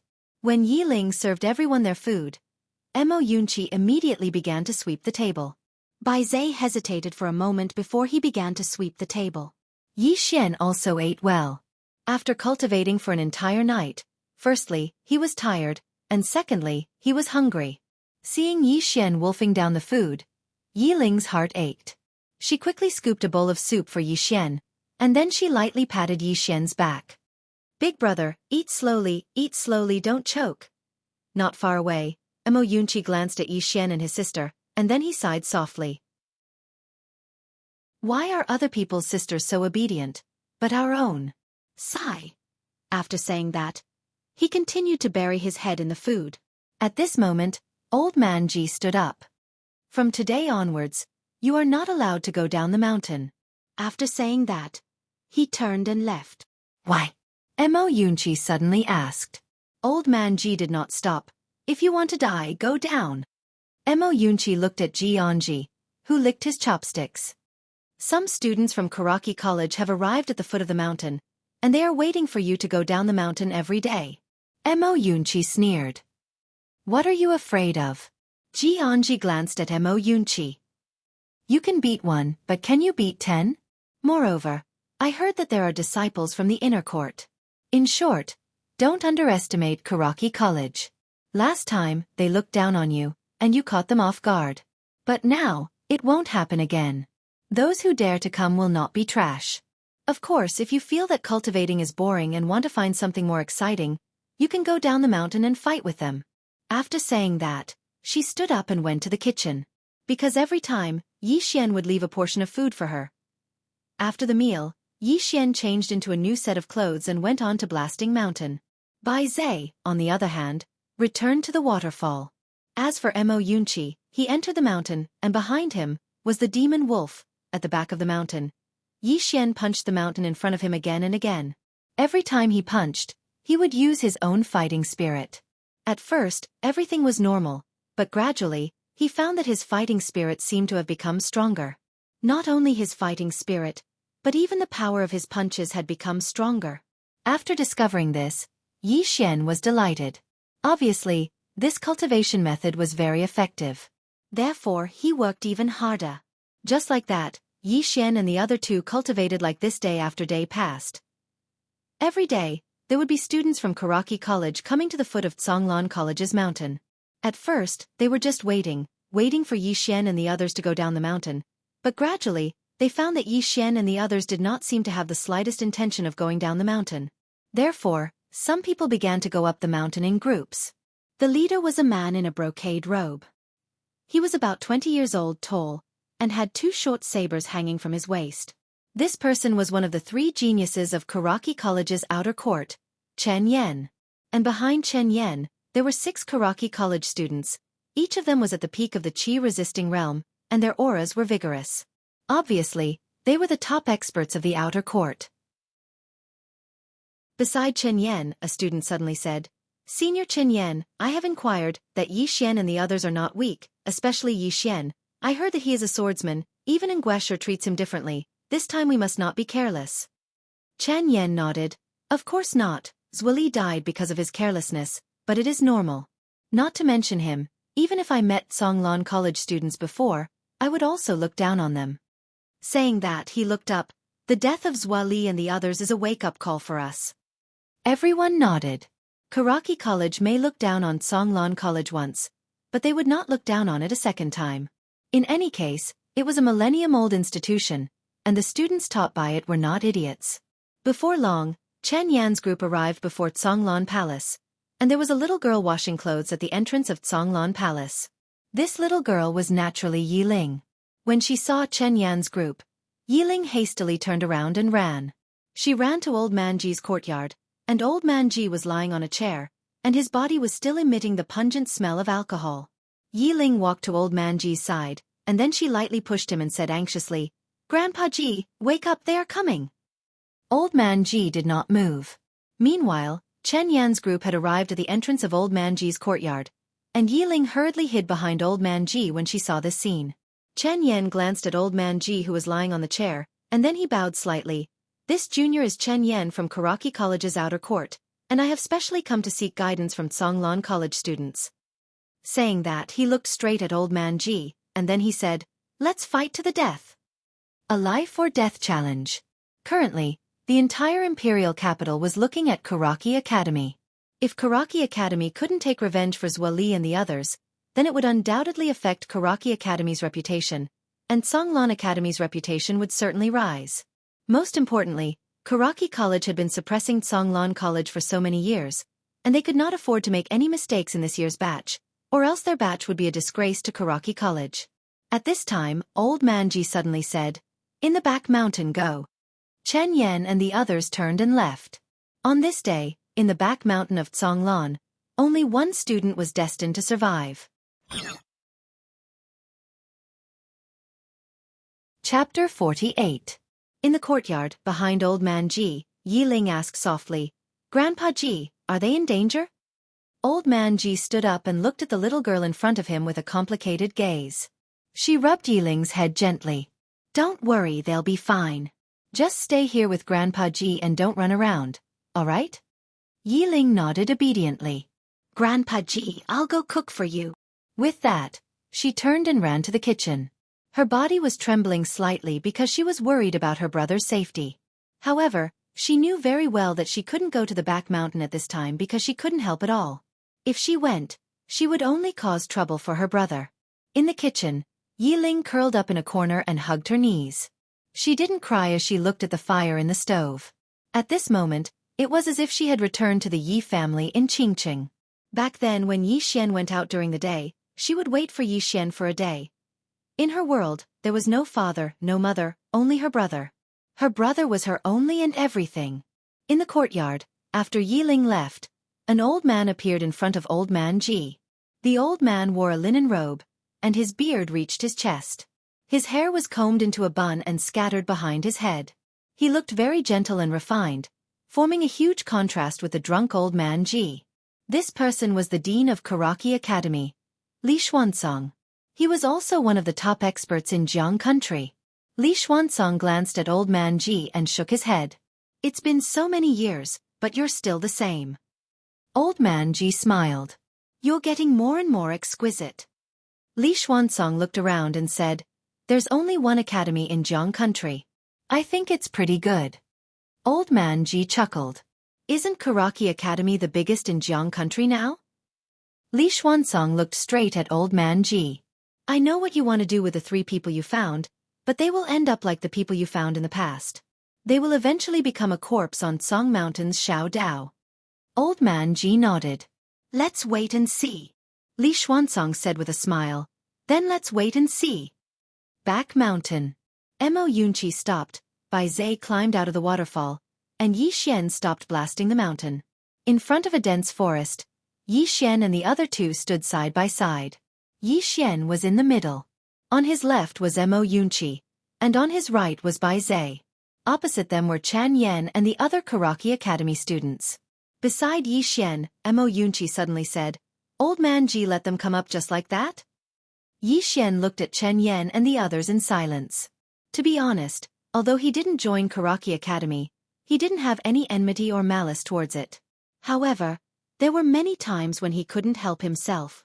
From the moment he joined Songlan Academy, he was destined to be Karaki Academy's enemy. Even if he didn't go looking for trouble with the Karaki students, the students of Karaki Academy would come looking for him. A feud that could not be resolved with words. However, Yi Xian was never a person who was afraid of trouble. On the contrary, if it was a fight, Yi Xian had never been afraid of anyone in his life. At this moment, Chen Yan suddenly took a step forward.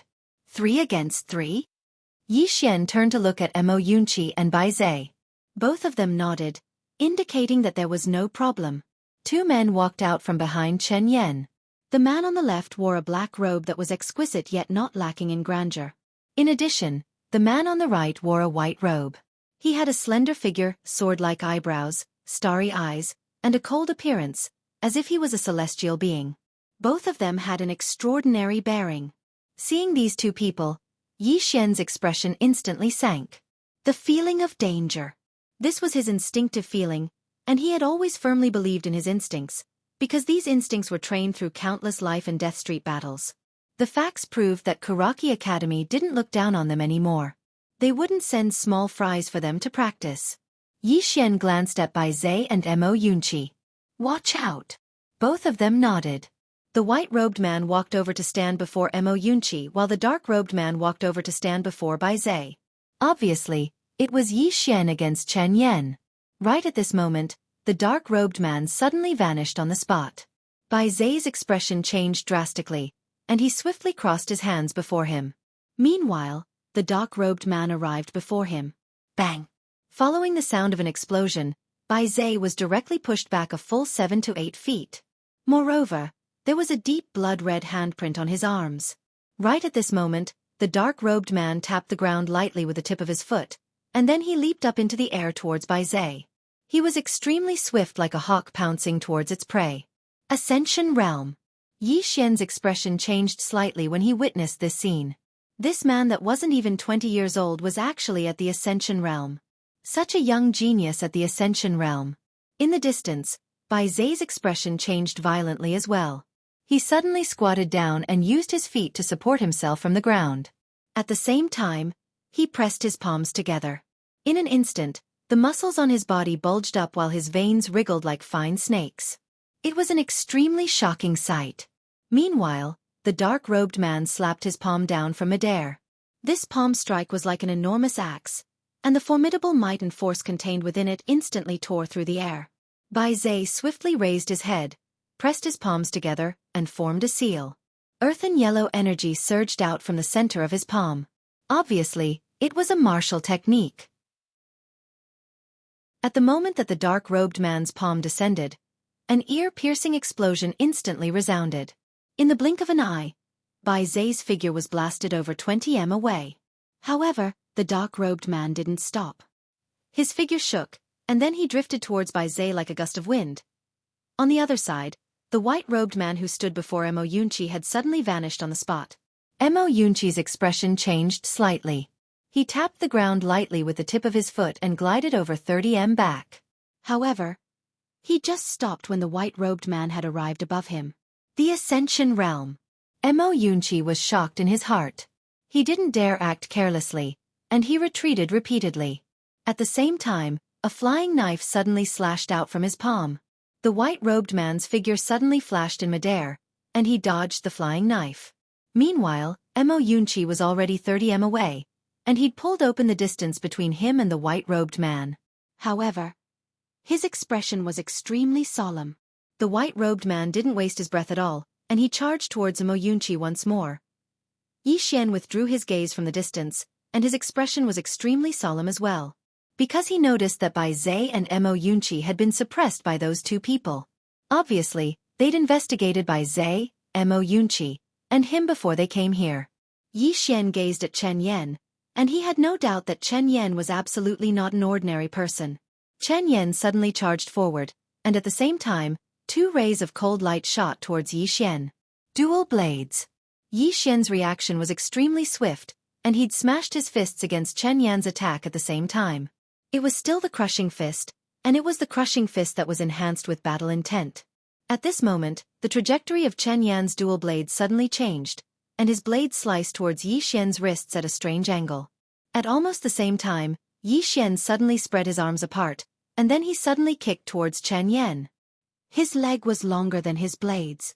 As soon as Yi Xian launched his kick, Chen Yan immediately pulled back his sabers to defend himself. Bang!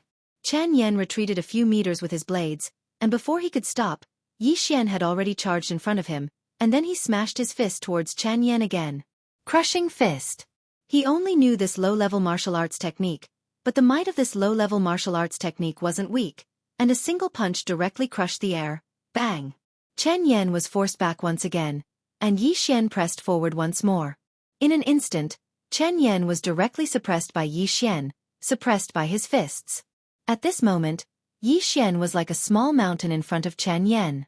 The strength of his punches was greater than the previous, and his battle intent was also stronger with each punch. Using force to suppress others. Bang! Bang! Bang! Chen Yan retreated repeatedly. The current him couldn't even unsheath his saber, and he could only passively defend. His entire body was already enveloped by Yi Xian's force. To be precise, it was fist force. Originally, Yi Xian's fists didn't have any force, but after this period of frenzied mountain bombardment, his fists gradually gained their own force. In addition to his battle intent, a low-level human rank martial arts technique was forcefully beaten into the feeling of a superior grade spirit rank martial arts technique. In a certain courtyard, opposite Old Man Ji, Li Xuanzong retracted his gaze and chuckled. What a great battle intent! He comprehended battle intent at such a young age. Even in the inner court, his foundations are top. What a pity, what a pity! He repeatedly said that it was a pity. This was because this youth was originally going to join their Karaki College. If Yi Xian joined Karaki College, it would naturally be another genius for Karaki College to suck up to. Opposite Li Xuanzong, Old Man Ji was about to speak when Li Xuanzong suddenly said with a smile, "Actually, there's nothing to be pitted about. Not being able to join Karaki College is his loss. Moreover, he's just a genius. We can just kill him."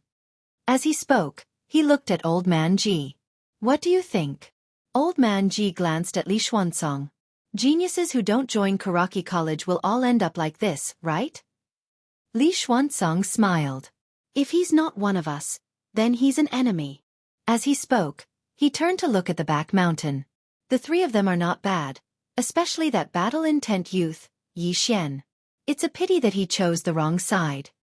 Old Man Ji sneered. "It seems like you guys don't want him." Li Xuanzong's expression gradually turned cold. "I'd rather Karaki College betray everyone in the world, but whoever dares to betray Karaki College will die a horrible death." Conceited? No, to him this was confidence. And Karaki College also had this confidence. Old Man Ji lay on the chair, drinking wine with a smile on his face. Once upon a time, Songlan College was this arrogant. No, it was even more arrogant. But now, in the back mountain, the battle was still ongoing. Bang! Along with an explosion, a figure was directly sent flying. This figure was precisely Chen Yan. Yi Xian was about to continue attacking, but at this moment, his expression suddenly changed. A sword had silently appeared at the back of his neck. It was a good sword. It was supposed to be a one-on-one duel, but someone suddenly launched a sneak attack. In addition, the sword was extremely fast. Yi Xian couldn't dodge in time and allowed the sword to pierce the back of his neck. In the courtyard, Old Man Ji suddenly stood up. He stared at Li Xuanzong. "You're playing dirty." Li Xuanzong stood up and smiled. "From today onwards, everyone will only know one outcome for Dao Yi, and that is that all of your Songlan College students will be killed. Everyone will only care about the outcome and not the process. It's over." After saying that, he turned to leave.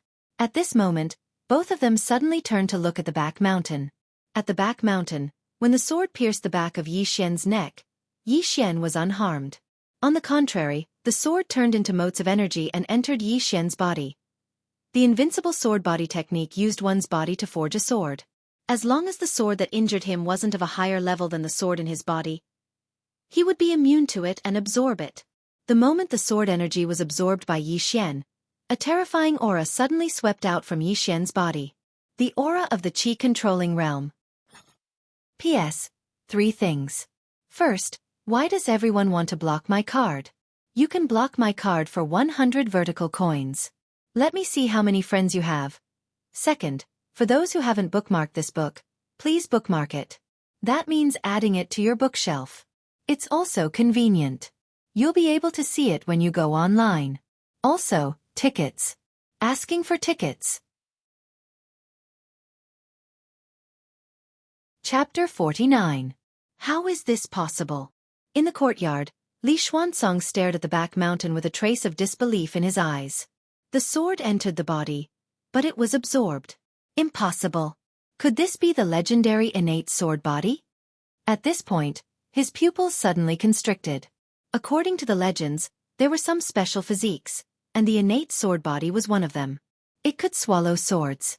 People with this kind of physique could be said to be natural swordsmen. And this kind of physique was extremely rare. But once it appeared, it was definitely a heaven-defying existence. At the back mountain. In the instant that Yi Xian broke through to the Qi-controlling realm, he turned around and threw a punch. Compared to before, this punch was at least twice as powerful. This was the benefit of breaking through. Bang! In front of Yi Xian, a figure retreated over 10 feet. At this moment, Yi Xian had a clear look at the person who had launched a sneak attack on him.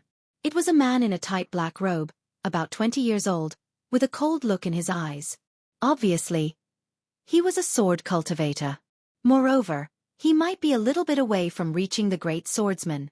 Because at that moment, Yi Xian felt a faint sword aura in the sword. The black-robed man stared at Yi Xian. How could you swallow my sword? Yi Xian's expression was quite ferocious. We agreed to fight one-on-one, but you played this kind of trick. Dang! As his voice fell, he directly rushed out. At the same time, a sword appeared in his palm. Ling Xiao sword. When Yi Xian reached the Qi-controlling realm, he could already control Qi. Therefore, as soon as the Ling Xiao sword appeared, wisps of sword aura constantly emitted from the sword. Sword aura. The symbol of the great swordsman. All the students of Xueqi Academy were shocked when they witnessed this scene. The black-robed man opposite Yi Xian also had a face full of disbelief. Great swordsman, you actually reached the great swordsman. Although he was only a short distance away from becoming the great swordsman, this short distance could trap him for 10 or 20 years, or even longer. The black-robed man didn't have much time to think because Yi Xian had already arrived in front of him, and Yi Xian slashed down with his sword. As soon as the sword descended, numerous rays of sword light shot out like sharp arrows. The black-robed man's expression changed drastically. He stomped his right foot and used the force from the ground to retreat explosively. However, he was still too slow, and a few strands of sword light directly pierced through his chest. Chi. The black-robed man staggered and fell to the ground, blood spurting out from his chest. As soon as Yi Xian stopped, his expression changed slightly, and he swiftly moved to the side. Meanwhile, a white shadow attacked him. It was the white-clothed man who had just fought with Mo Yunqi. At this moment, he obviously wanted to save the black-robed man. Yi Xian was expressionless. Holding the long sword in his hand, he thrust it forward. A strand of sword light flickered at the tip of his sword. The white-clothed man's pupils constricted slightly, and then his hands suddenly trembled violently. A powerful strand of blue energy swept out from within him and formed a blue barrier. However, it wasn't able to stop Yi Xian's attack. Yi Xian's sword sliced through the blue barrier, but it stopped when it was just a few inches away from the center of the white-clothed man's forehead. Because the white-clothed man's hands had clamped down tightly onto Yi Xian's sword. At this moment, a strand of light blue flames emanated from the white-clothed man's hands, and it was exactly these flames that had resisted the sword light emanated by Yi Xian's sword. Right at this moment, Yi Xian suddenly pressed forward and kicked the white-clothed man. The white-clothed man reacted extremely quickly, and he immediately let go of Yi Xian's sword and pressed it down. Bang! Yi Xian and the white-clothed man retreated explosively by over 10 m at the same time. Yi Xian had just stopped when Xueqi and Bai Zai arrived on his left and right. At this moment, Bai Zai's upper body was covered in red palm prints, and it was especially so for his chest. It had sunk in severely, and it looked rather horrifying. Xueqi wasn't much better off. His entire right arm had been completely fractured, and he couldn't move it at all. Moreover, blood was still flowing from the corners of his mouth. Obviously, he was heavily injured. As for the white-clothed man and the black-clothed man, they weren't injured at all. At this moment, the gazes of the white-clothed man and the black-clothed man descended onto Yi Xian, and they were about to attack. Meanwhile, an old man suddenly appeared before Yi Xian's group of 3. It was Old Man Ji. Old Man Ji had just descended to the ground when Li Xuanzong appeared before him. Old Man Ji gulped down a mouthful of wine, and then he looked at Li Xuanzong. How about this? I'll let you kill these 3 little fellows. Do you want to kill them? Li Xuanzong narrowed his eyes. He naturally knew what Old Man Ji meant. If he killed Yi Xian's group of 3, then Old Man Ji would definitely fight to the death. And for an expert of Old Man Ji's level, if he acted recklessly, Xueqi College would definitely suffer a heavy blow. Especially if he attacked the younger generation. Xueqi College had no confidence in protecting the younger generation. Such an expert was very difficult to stop. A moment later, Li Xuanzong suddenly turned to look at Yi Xian. You're really surprising, but it doesn't matter. Next year, there will definitely be your corpse on Song Mountain's Shao Dao. With that, he turned and left with the Xueqi College students. After Li Xuanzong and the others left, Old Man Ji turned to look at Yi Xian's group of 3. Do you know who the white-clothed man and the black-clothed man were? Yi Xian's group of 3 shook their heads. Li Xuanzong said indifferently, they are 2 of the 3 great geniuses of Xueqi College's inner courtyard. You should be glad that the other one didn't come today. Otherwise, I would be collecting your corpses right now. Yi Xian's group of 3 fell silent. Old Man Ji continued, those 2 just now didn't use their full strength, but the 3 of you basically did. I let them come up because I want you to see how weak your current strength is compared to Xueqi College's. Just like what that old fart said, if you don't work hard, your corpses will really be hanging on Song Mountain's Shao Dao in a year's time. At that time, the old man won't even be able to collect your corpses. With that, he turned around and left. However, he stopped after a few steps. That's right. Those 2 just now aren't the best in Xueqi College. The best are Fan Zhu and Bei Chen. With your current strength, if you were to face them, you would definitely die. In the field, Yi Xian's group of 3 fell silent. Their expressions were solemn because they knew that Old Man Ji wasn't trying to scare them. They had already seen the strength of the white-clothed man and the black-clothed man. Very terrifying. Even Yi Xian, who had already reached the qi-resisting realm, didn't have the confidence to say that he would definitely be able to defeat them unless he used one sword to decide life and death. And those 2 weren't even the strongest in Xueqi College. A sense of crisis. This time, all 3 of them felt a sense of danger. Before this, the 3 of them were carefree. Even when they cultivated, they were forced to cultivate by Old Man Ji. There were very few voluntary parts. But now, the 3 of them were very clear that if they didn't become stronger, their corpses would definitely be hung on the road in the future. Even Yi Xian felt danger. No matter what happened in the past, he had to admit that he was now a student of Songlan College. He had to bear the grudges between Songlan College and Xueqi College even if he didn't want to. Moreover, when Old Man Ji saved his sister, he also promised Old Man Ji that he would do his best to fight against Xueqi College and bring back the corpses from Shao Dao. Cultivate. The 3 of them silently left the field and began to cultivate on their own. Yi Xian was still blasting the mountain. After the battle just now, he had some enlightenment. This time, he wasn't just blasting the mountain. After adding battle intent, he tried to make his fists have momentum. Fist momentum. This was definitely the reason why Old Man Ji wanted him to blast the mountain. Punch, punch, punch. Punch, punch, punch. The momentum of one punch could split the earth and shatter the mountain.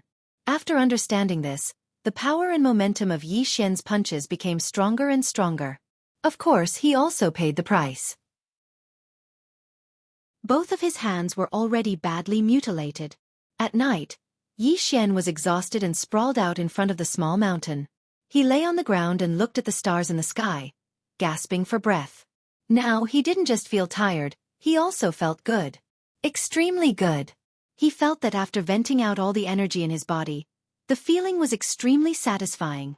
As if he thought of something, Yi Xian suddenly sat up. He opened his palm and a sword floated in his palm. Ling Xiao sword. At this moment, Ling Xiao sword was a little different than before. He couldn't describe this difference, he could only feel it. According to his guess, it should be because he had devoured that sword before. That sword's level wasn't low, it should be a spirit sword. Of course, it was definitely not as good as this Ling Xiao sword. Otherwise, that sword would have directly taken his life. The core of his invincible sword body was the sword. The stronger the sword in his dantian, the stronger his cultivation technique would be, and he could use this cultivation technique to devour even more swords. Sir. Thinking of this, Yi Xian seemed to have thought of something. He scanned his surroundings and seeing that there was no one around, he immediately entered the prison pagoda. In the endless starry sky, Yi Xian stood under the pagoda. He raised his head and looked at the top of the pagoda. At the top of it, there were 3 swords. From his angle, he could only roughly see the 3 swords. He wanted to take a closer look, but it was a pity that he hadn't reached the airborne realm and could fly in the air. Therefore, he could only look from afar. Looking at the 3 swords, Yi Xian's eyes were burning. His intuition told him that if he could use these 3 swords as his dantian, there wouldn't be any sword in the world that he couldn't absorb. At this moment, the prison pagoda suddenly trembled. Yi Xian was stunned, then hurriedly entered the first level. He looked around. Senior. The mysterious woman didn't answer. Yi Xian frowned. Just as he was about to speak, he suddenly raised his head. There was a moment of silence. Thump. Above Yi Xian's head, footsteps could be heard. When he heard the footsteps, Yi Xian was stunned. At first, he thought that he had heard wrongly, but very quickly. Thump thump thump thump. The footsteps on the second level were getting louder and louder. Yi Xian's eyelids twitched. Who? No one answered, but the footsteps were getting louder and louder. In the end, the entire first level of the prison pagoda shook. Chapter 50. Panic. At this moment, Yi Xian was panicking. This was because the mysterious woman had told him that the second level was not a kind person. Since it was not a kind person, it would be very difficult to communicate with them. This meant that once they came out, they would not give him a chance to speak. Senior. Yi Xian took 2 steps back and looked around. Senior? Are you still there? The mysterious woman still did not reply. Yi Xian was prepared to escape. At this moment, the prison pagoda suddenly trembled. Soon, the footsteps stopped and the entrance to the second level returned to normal. Yi Xian was stunned and hurriedly asked, Senior? Did you attack? Still, no one replied. Yi Xian wanted to ask something else, but at this moment, a white piece of paper suddenly floated out from the entrance to the second level. Paper. Yi Xian was stunned. Then he took 2 steps forward. At this moment, the piece of paper floated in front of him. There was a smiley face on the paper. Below the smiley face were 2 paw prints, which looked like cat paws. Yi Xian. At this moment, another piece of paper floated out from the entrance to the second level and slowly floated in front of Yi Xian. This time, there was a wronged face on the paper, and below the face, there were also 2 small paw prints. Suddenly, another piece of paper floated out. Soon, it floated in front of Yi Xian. This time, there was a crying face on the paper, and below the crying face, there were also 2 small paw prints. Yi Xian looked up at the second level. Do you want me to let you out? Just as he said this, there was a soft sound from the top of the tower. Yi Xian smiled bitterly. That, I can't let you out for now. After a moment of silence, suddenly, boom! The entire first and second levels of the prison pagoda violently shook, and the powerful impact instantly sent Yi Xian flying. Bang! Yi Xian crashed into the wall of the pagoda and howled in pain. At this moment, he felt as if his limbs were about to fall apart. However, before he could get up, an evil aura suddenly appeared on the first level. This aura was so evil that it caused Yi Xian's expression to change greatly. He hurriedly retreated out of the tower. Just as the aura was about to spill out of the tower, a sword in the sky above the world prison tower suddenly trembled slightly. Boom! The evil aura was instantly shattered, and the prison pagoda returned to normal. After a while, Yi Xian saw that the world prison pagoda had calmed down. Only then did he heave a sigh of relief. Not daring to stay any longer, he hurriedly left the prison pagoda. In reality, Yi Xian took a deep breath. Find the Tao Law. Only at this moment did he truly realize how terrifying this world prison pagoda was. This was only the second floor, third floor, fourth floor. Just what kind of people were imprisoned here? He had to find the Tao laws. After Yi Xian calmed down, he washed up and returned to his courtyard. At the entrance of the courtyard, he saw a petite figure sitting in front of the stone steps. It was Yi Ling. Just like before, no matter how long he went out, when he returned, he would see his little sister Yi Ling waiting for him. Yi Xian walked in front of Yi Ling. At this moment, Yi Ling was already asleep. He gently picked up Yi Ling. At this moment, Yi Ling subconsciously hugged him tightly, burying her head in his chest. "Brother!" Yi Xian smiled, then carried Yi Ling back to her room. After covering Yi Ling with a blanket, Yi Xian left the room. Not far away from the room, Old Man Ji had appeared at the entrance. Old Man Ji said, "Come with me." After saying that, he turned and walked outside. Yi Xian followed. On the way, Old Man Ji gulped down a mouthful of wine and said, "The matter with Xueqi Academy has temporarily come to an end. However, when you leave the mountain in the future, you should be careful. Right now, there is a lot of resentment in Xueqi Academy. They all want revenge, but it has been suppressed by Xueqi Academy. Of course, they don't want to stop. They are waiting for Fan Ju and Bei Chen to return." "They are not at Xueqi Academy?" Yi Xian asked. Old Man Ji said indifferently, "If they were at Xueqi Academy, the ones who came to challenge you that day wouldn't have been those three geniuses. Xueqi Academy doesn't act, but once they do, they will definitely kill." Yi Xian fell silent. Old Man Ji said again, "With me here, Xueqi Academy won't dare to send experts to assassinate you, but that is not absolute. So, when you are outside, you must be careful. Don't be careless and get yourself killed." Yi Xian nodded. "Understood." Old Man Ji suddenly stopped. "There's still half a month before you go to Two World Mountain, right?" Yi Xian looked at Old Man Ji. "Does the dean know?" Old Man Ji nodded. "In the country of Jiang, there are only 2 or 3 people who are qualified. It seems that Enlace really thinks highly of you since she gave it to you." Yi Xian didn't say anything. Old Man Ji hesitated for a moment, then said, "Kid, you're not an ordinary person, but that Enlace is even more so. Xueqi Academy is so domineering, but Enlancio said she wouldn't join, and Xueqi Academy didn't even dare to fart. From this, you should be able to see how terrifying she is." Yi Xian smiled. "Senior, what are you trying to say?" Old Man Ji said indifferently, "You know very well what I'm trying to say." Yi Xian smiled. "The dean is afraid that I will bring trouble to myself if I get close to her, right?" Old Man Ji nodded. "Enlace doesn't have any ill intentions towards you, but that might not be the case for the people behind her. It's best to stay away from her, or wait until you have absolute strength before approaching her. It's good for you and for her." Yi Xian shook his head. Old Man Ji looked at Yi Xian, and Yi Xian said softly, "We know each other and we're friends. We don't mix in anything else." Old Man Ji shook his head. "You're too idealistic. You don't mix in with her. But don't tell me others don't mix in as well?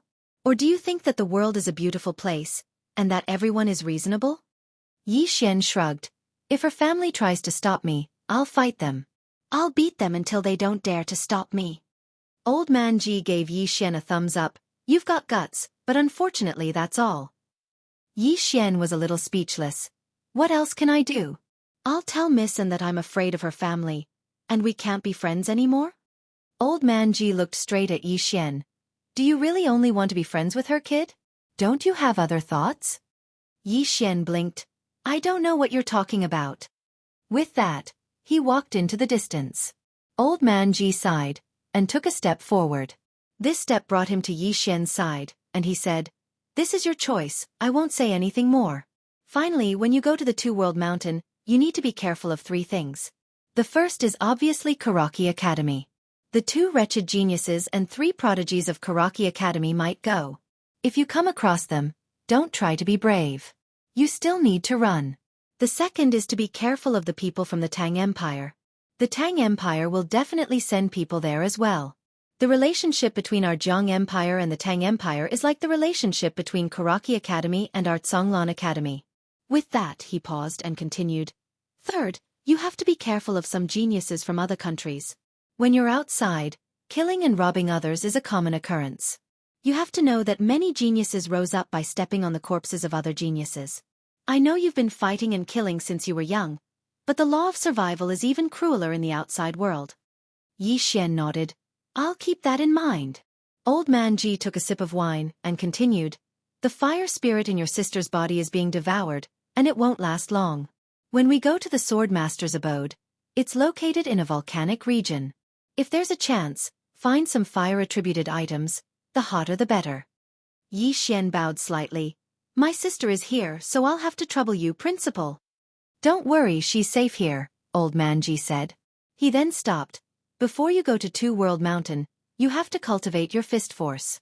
Your force is still not enough. Fist force, fist force, fist force.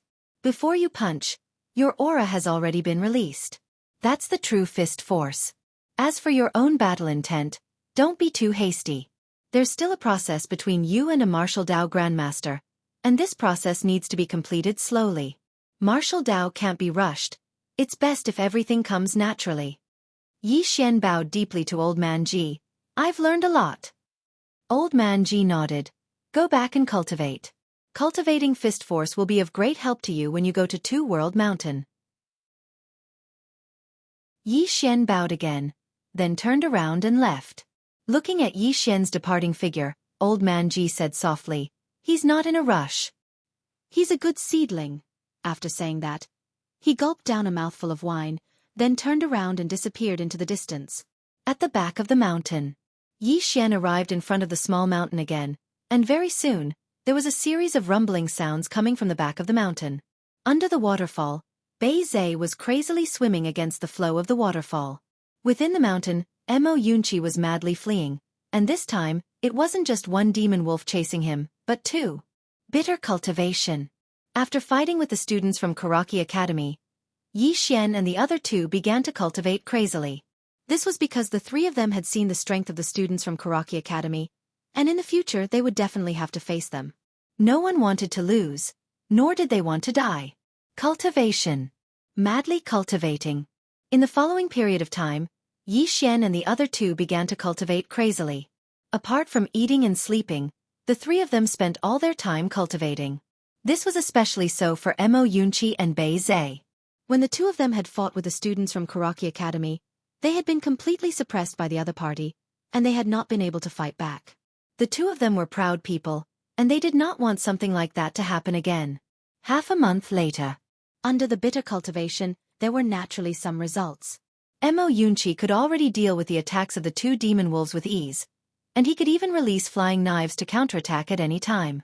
As for Bei Zhe, under the waterfall, he no longer needed the chains, and he could swim against the flow of the waterfall. His body had gone through a huge change compared to before, and it was not just his body, but his strength had also changed greatly. As for Yi Xian, in front of the small mountain, Yi Xian's eyes slightly changed, and his whole body was like a statue. After an unknown amount of time, his eyes suddenly opened, and his right hand clenched into a fist. Boom! A formless power swept out from his body. In the distance, bang! A huge rock that was several zhang wide suddenly shattered. Power. Fist power. At this time, Yi Xian suddenly fiercely punched the ground. Boom! With Yi Xian as the center, the ground within a radius of several zhang instantly exploded, and countless gravel shot out in all directions like sharp arrows. Yi Xian stood up, and he looked at his own fist, and his eyes were filled with excitement. I'm really King powerful. At this time, there was a sudden change in the field. Pa! With a loud slap, Yi Xian's whole body directly flew to the mountain wall several zhang away. Bang! The mountain wall trembled slightly, and countless gravel fell along with Yi Xian. After a moment, Yi Xian slowly got up, and at this time, there was a small claw mark on the right side of his face. Chapter 51. Yi Xian was completely dumbfounded. Who hit him?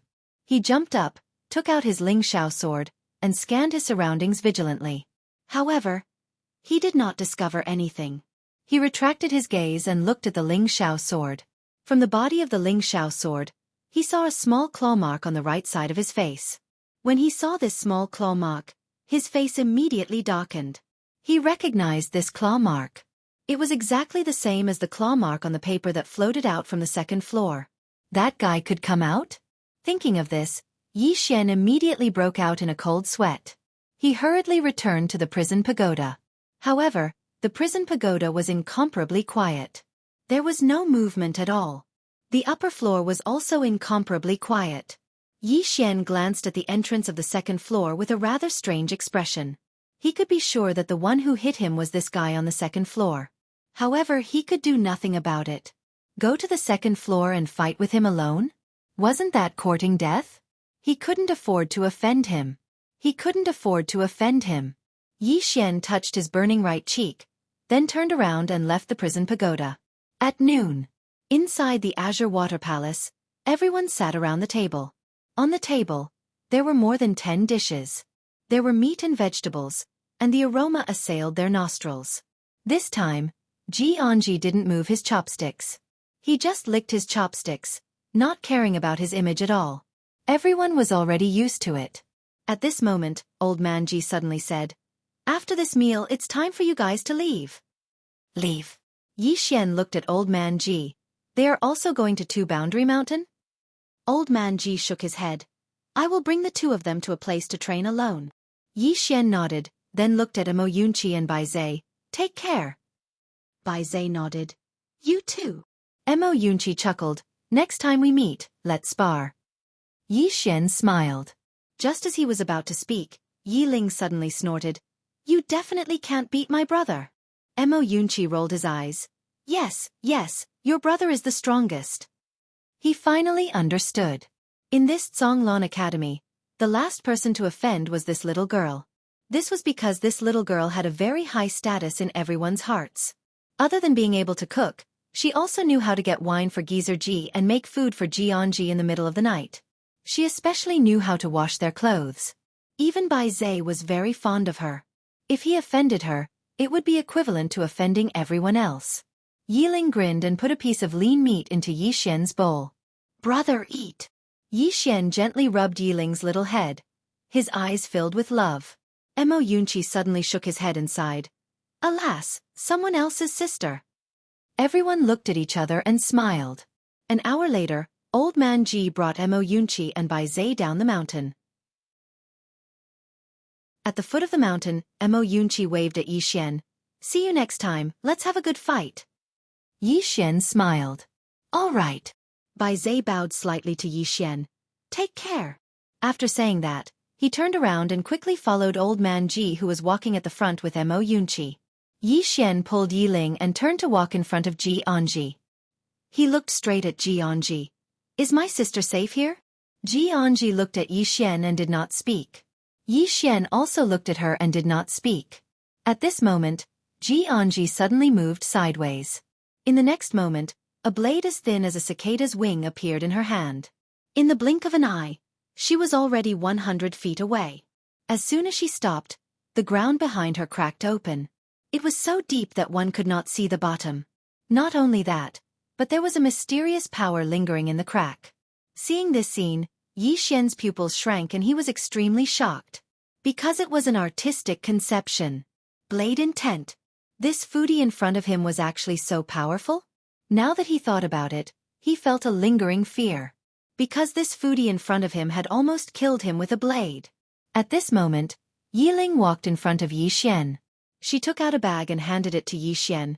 Brother, there's a pair of shoes in here. I just hooked them in some dry food. I made them. When you go out, fight less and don't hurt yourself. Also, I'll be good here. Don't worry about me. Yi Xian gently rubbed Yi Ling's little head. Wait for me to come back. After saying that, He carried the bag and turned to walk into the distance. He was not a pretentious person. Although he could not bear to part with his sister, a real man's ambition was to travel far and wide. When there was something that he had to do, he should do it decisively and not procrastinate. Under Yi Ling's gaze, Yi Xian's back view became more and more blurry. Yi Ling did not cry. She just watched until Yi Xian completely disappeared in the distance. She did not look away. After a long time, she turned around and walked to Ji Anji's side. Then she held Ji Anji's hand. "Sister Ji, let's go." Ji Anji glanced at Yi Ling. "Don't worry." Yi Ling grinned. "He told me to wait for him to come back, so he will definitely come back. Big brother has never gone back on his word when he promised me." Ji Anji nodded. She turned to look into the distance and seemed to think of something. She shook her head slightly. "Not a bad man. Unfortunately, he likes men." After Yi Xian left the mountain, he directly went to the cloud ship base of the Drunken Immortal restaurant outside the imperial capital. He was going to Borderline Mountain, so he naturally had to take a cloud ship. However, as soon as he left the city, a group of people rushed out of the city. From their clothes, it was clear that they were students of Xueqi Academy. Ever since Yi Xian killed a student of Xueqi Academy, the students of Xueqi Academy had been thinking about revenge at all times. However, they still had some misgivings. They did not dare to directly go to Zhonglan Academy to find Yi Xian's group of 3. However, they did not give up. Instead, they constantly sent people to stand guard at the foot of Zhonglan Academy's mountain. Now that Yi Xian had left the mountain, they received the news and immediately rushed over. Yi Xian stopped in his tracks. Seeing Yi Xian stop in his tracks, the group of Xueqi Academy students also stopped in their tracks. Yi Xian turned around and looked at the group of Xueqi Academy students, one-on-one. One-on-one? Everyone was stunned. So direct? At this moment, a student of Xueqi Academy stood out. He slowly walked in front of Yi Xian and fiercely said, "Yi Xian, you killed a student of my Xueqi Academy. Today I..." At this moment, Yi Xian suddenly disappeared. Bang! The man hadn't even finished speaking when his figure was blasted over 10 m away. He was directly crushed. All the students of Xueqi Academy were stunned when they witnessed this scene. He's so ferocious? The students glanced at each other and were about to attack together. However, right at this moment, Yi Xian suddenly said, "There are so many of you, so why don't all of you attack together? In any case, your Xueqi Academy is shameless. Come on, all of you attack together." The expressions of the students of Xueqi Academy instantly became slightly unsightly when they heard this. Attack together? They'd originally intended to attack together, but after Yi Xian spoke like this, they didn't dare to attack together. Because this was in broad daylight. If they attacked together, even if they won, it wouldn't be good for their reputation. When he saw that the students of Xueqi Academy didn't attack, Yi Xian pointed at them and said, "All of you are just a bunch of little brothers." As soon as he finished speaking, he turned around and left. The expressions of the students of Xueqi Academy who stood behind Yi Xian were unsightly to the extreme, but none of them dared to attack. They weren't idiots.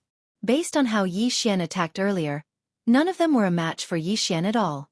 Continuing to fight would only be asking to be humiliated.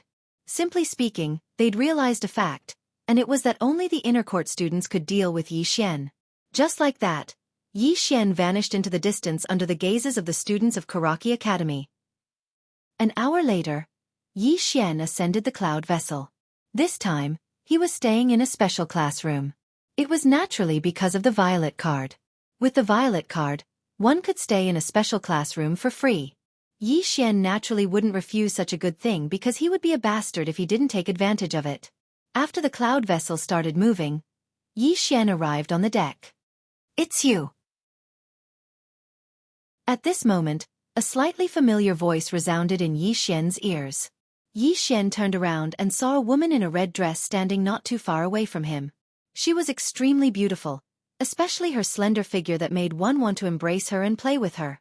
That woman was none other than Mo Xueqi, who'd had a conflict with him. There was a man standing beside Mo Xueqi. The man wore gorgeous embroidered clothes, a golden crown, and a jade belt. His face was like white jade, and he was extremely handsome. The man's gaze descended onto Yi Xian, and he ceaselessly sized him up. Yi Xian glanced at Emo Xueqi before withdrawing his gaze, and then he walked to the bow of the vessel. As he watched the scenery below grow smaller and smaller, his yearning for the legendary sword immortal grew stronger. Riding a sword through the world. That was the dream of every swordsman. Seeing that Yi Xian was ignoring her, Emo Xueqing's expression immediately turned cold. Ever since she was born, no matter where she went, she'd always been the focus of attention. When had she ever been ignored like this? She walked to Yi Xian's side, and Yi Xian turned around to look at her with a slight frown. The woman before him was indeed very beautiful. Any man would probably like to look at her, but he really didn't like her. It should be said that he hated her. He really hated this kind of disrespectful and opinionated woman. And Lanxio was still the best. Thinking of that woman in a snow-white dress, Yi Xian's frown relaxed, and a trace of a smile appeared on his face. Yi Xian. At this moment, Emo Xueqi suddenly smiled and said, "Why? Do you dislike me that much?" Yi Xian shook his head. "Miss Emo, people of different principles cannot make plans together." Emo Xueqing's eyes narrowed slightly. "I heard that you joined Songlan Academy." Yi Xian nodded. "Congratulations." Emo Xueqing smiled. Her smile was very bright, but her words were slightly harsh. Yi Xian nodded and didn't say anything else. He didn't want to say anything, so he turned around and walked to the other side. Emo Xueqing had no intention of letting it go, so she immediately followed him. The competition between Songlan Academy and Songlan Academy will be held in a year. Yi Xian didn't answer her. Emo Xueqing continued, "I will definitely be there to watch it." Yi Xian glanced at Emo Xueqing, and then he walked to the other side. Emo Xueqing's expression instantly darkened when she saw this, and she seemed to have thought of something. She glanced at the man beside her and smiled. "Brother Mu, look, she doesn't like me at all." The man glanced at Yi Xian, then at Emo Xueqing, and he didn't say anything. He wasn't stupid, and he naturally understood that the woman beside him wanted to use him as a tool. At this moment, Yi Xian suddenly turned around to look at Emo Xueqing. "Can't you tell that I really dislike you? Can you not F***king come near me? If you come near me again, I'm really afraid that I won't be able to stop myself from punching you to death." Emo Xueqing. P.S. Thank you to the readers for putting up signs, tipping, and voting. Thank you for your support. I also want to thank my old friends who went to other book review sections to help me promote it. I still want to ask for a wave of tickets, and also ask for everyone's help to promote it and collect it. New book is not easy. Chapter 52. Emo Xueqing glared at Yi Xian. She clenched her fists and her entire body was trembling. The man beside her looked at Yi Xian in shock. Yi Xian turned to leave after he finished speaking. At that moment, Emo Xueqing suddenly shouted, "How dare you humiliate me?" Yi Xian stopped in his tracks. He turned around and walked in front of Emo Xueqing. "Humiliate you? I've already let you off twice. You're the one who's chasing after me, all right?" As he spoke, he pinched Emo Xueqing's cheeks. "Miss Emo, ask yourself honestly. Apart from your face and your identity, what else do you have? Or rather, without this face, without the identity of the Emo family, do you think there will still be men around you? They surround you. Do you think they really like you? No, they only like your face and identity. Without your face and identity, you're worthless in their eyes." With that, he let go of her and said, "You think you're toying with those men, but forgive me for being blunt. Is there any meaning in toying with those men? Is there any meaning? Any man with a little bit of intelligence wouldn't be toyed with by you. Missin is right. Your Emo family is a big family after all. Don't you think you're embarrassing your family by doing these kinds of things all day long? Think about it. Also, don't try to scheme against me. I don't want to be hunted down by your Emo family after I kill you with a single punch." With that, he turned around and left. Emo Xueqing clenched her fists tightly. Her expression was cold and no one knew what she was thinking. Yi Xian returned to his private room. He didn't particularly hate Emo Xueqing, but he didn't have a good impression of her either. She was too self-righteous. Without thinking about Emo Xueqing, he returned to the prison pagoda. "Senior," Yi Xian said in a low voice after glancing around. The surroundings were extremely quiet. The mysterious woman still didn't reply. Yi Xian's expression sank. He was a little flustered without the mysterious woman around.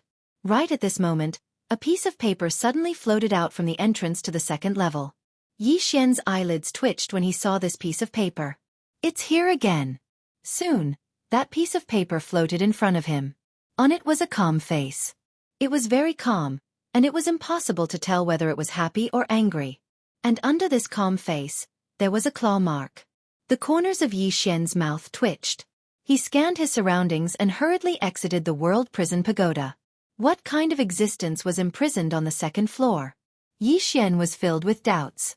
However, no matter what was locked up, there was one thing he was sure of, and that was that it was definitely not something he could fight against right now. Hurry up and find that whatever Tao law. Yi Xian made up his mind. In the following time, Yi Xian began to cultivate crazily. Now that he was in the Qi-controlling realm, he had yet to fully comprehend this realm, especially the application of sword Qi and sword Ray. Unfortunately, the mysterious woman had not spoken recently, so he could only rely on himself to slowly explore the application of sword Qi and sword Ray. Something worthy of mentioning was that it wasn't so difficult for him to execute determine life and death with a swing of the sword now. Moreover, the might of determine life and death with a swing of the sword had increased greatly. His current determine life and death with a swing of the sword was entirely capable of killing a levitation realm expert. Moreover, determine life and death with a swing of the sword could be said to be his greatest killer move and trump card. In the following time, Yi Xian started to practice his sword and fist techniques like a madman. No matter if it was his sword or fist techniques, he didn't want to use any of them. Time passed very quickly. 2 days later, the cloud ship started to descend slowly. He'd arrived at Two World City. Yi Xian left the room and came to the deck of the cloud ship. He stood at the bow of the ship and looked down. Two World City was growing larger and larger. He was slightly surprised when he saw Two World City, because there were soldiers standing on the walls of Two World City. Moreover, there were over 1,000 soldiers training below the city. Overall, the movements of these soldiers were neat and orderly, and they carried a murderous aura. It was obvious that they were sharp troops. In next to no time, the cloud ship stopped steadily in Two World City, and Yi Xian leaped off the cloud ship. Suddenly, a figure appeared before him. It was Xueqi. Yi Xian's brows knit together slightly, and he was about to speak when Xueqi spoke abruptly. Remember this. As soon as she finished speaking, she turned around and left. How inexplicable. Yi Xian shook his head, and then he withdrew a map. Old Man Ji had given him this map before he came here, and it contained the exact location of the swordmaster's abode. It didn't take long for him to find it. Yi Xian didn't stay in the city, and he dashed directly out of the city and towards the mountain range on the right. It didn't take long for him to enter the boundless mountain range. He wasn't unfamiliar with mountains at all. Around 4 hours later, Yi Xian walked along the direction indicated on the map. The air grew hotter the deeper he went, and another 2 hours passed before Yi Xian stopped. 3 mountains stood in a triangular formation not too far away from him, and there was a gorge at the center. I've arrived. Yi Xian was just about to continue forward when a shapeless pressure suddenly enveloped him. Yi Xian's expression changed slightly, and he glanced at the surroundings but didn't notice anyone. Proof of qualification. A voice suddenly resounded by Yi Xian's ear. Yi Xian hurriedly took out the jade pendant and Lancio had given him, and he waved it around. In next to no time, the pressure vanished completely. Yi Xian continued forward, and it didn't take long for him to enter the gorge. At the moment he entered the gorge, the Ling Xiao sword within him actually trembled and was about to charge out of his body. Yi Xian was shocked, and he hurriedly suppressed the Ling Xiao sword. What's going on? Yi Xian's brows knit together tightly, and his heart was filled with bewilderment. You're here. Right at this moment, a voice suddenly resounded from Yi Xian's right. Yi Xian looked over and saw a woman standing on his right. The woman wore a silver dress, and there was a golden curved blade hanging from her waist. 9th Princess. Yi Xian walked in front of the 9th Princess and asked in surprise, You knew that I was coming? The 9th Princess sized up Yi Xian and nodded, Follow me. With that, she turned and walked to the side. Yi Xian thought for a moment, and then followed. On the way, the 9th Princess didn't speak, and Yi Xian couldn't help but ask, "You knew that I was coming?" She is my close friend, The ninth princess replied. Enlancio. Yi Xian understood. Needless to say, Enlancio must have told the ninth princess about the jade pendant. Soon, under the ninth princess's lead, the two of them came to a dense forest. The ninth princess sat on the ground, and she signaled for Yi Xian to sit down as well. Yi Xian didn't hesitate, and directly sat on the ground. The ninth princess took a branch and drew a circle on the ground. This cave was left behind by the Azure World Sword Master. As for who the Azure World Sword Master is, I won't introduce him. In any case, he was a person who once stunned the entire Azure world. This cave was not left behind by him at his peak, but in his early years. Even so, its value is immeasurable. And this time, those who are participating in the development of this cave are the big shots, countries, and some sects in the mountains. With that, she paused for a moment, and looked at Yi Xian. No one force can monopolize this cave. Not a single power could monopolize this abode. Thus, in order to avoid a huge dispute, the higher-ups issued some qualification orders, allowing the younger generation of each power to enter and search for fortuitous encounters. In short, this time, not only the people from the country of Jiang are coming, but there are also geniuses from other countries, and some sects' disciples. This time, you will see the geniuses from the country of Jiang. Yi Xian suddenly asked, "Are there people from Xueqi College coming too?" The ninth princess looked at Yi Xian. "Yes, but I don't know who will come this time." Yi Xian nodded, and didn't say anything else. Anyway, at most they would just fight. As if knowing what Yi Xian was thinking, the ninth princess looked at him. "Remember, you are here to search for opportunities, not to fight and kill." Yi Xian chuckled. "I won't take the initiative to fight with them. I'm just afraid that they will hit me when they see me." "You also know about the matter between Songlon College and Xueqi College?" The ninth princess nodded. "We'll talk about it when the time comes." With that, she seemed to have thought of something, and suddenly looked up at Yi Xian.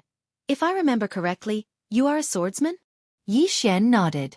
The ninth princess was silent for a moment, and then said, "Don't easily expose your identity as a swordsman later." "Why?" Yi Xian didn't understand. The ninth princess said in a deep voice, "This is the cave residence of the Firmament Swordmaster, and the Firmament Swordmaster is a swordsman. A swordsman coming here will definitely have some advantages. If you expose your identity as a swordsman, it is very likely that you will be targeted." With that said, she looked to the right. After entering, opportunities are not to be found, but to be snatched. Whoever snatches it will own it. Yi Xian was speechless. At this time the ninth princess took out 2 green pills, and with a flick of her finger, one of them flew to Yi Xian. "Poison avoidance pill, just in case." Yi Xian nodded, and directly swallowed it. The ninth princess saw that Yi Xian ate it without any hesitation, and looked at Yi Xian. "You trust me so much?" Yi Xian said softly. "I trust her." Enlancio. Since Enlancio was the close friend of the ninth princess, there was no doubt that this person in front of him was absolutely trustworthy. The ninth princess looked at Yi Xian. "You like her?" Yi Xian was speechless. The ninth princess retracted her gaze, and then swallowed her poison avoidance pill. "Work hard." Yi Xian was about to speak, but at this moment, suddenly, footsteps came from not far away. Yi Xian and the ninth princess turned to look at the source of the footsteps. It was a man in his 20s, burly, and had a beard on his face. Seeing the person who came, Yi Xian frowned, because the person in front of him was wearing the clothes of the Tang Empire.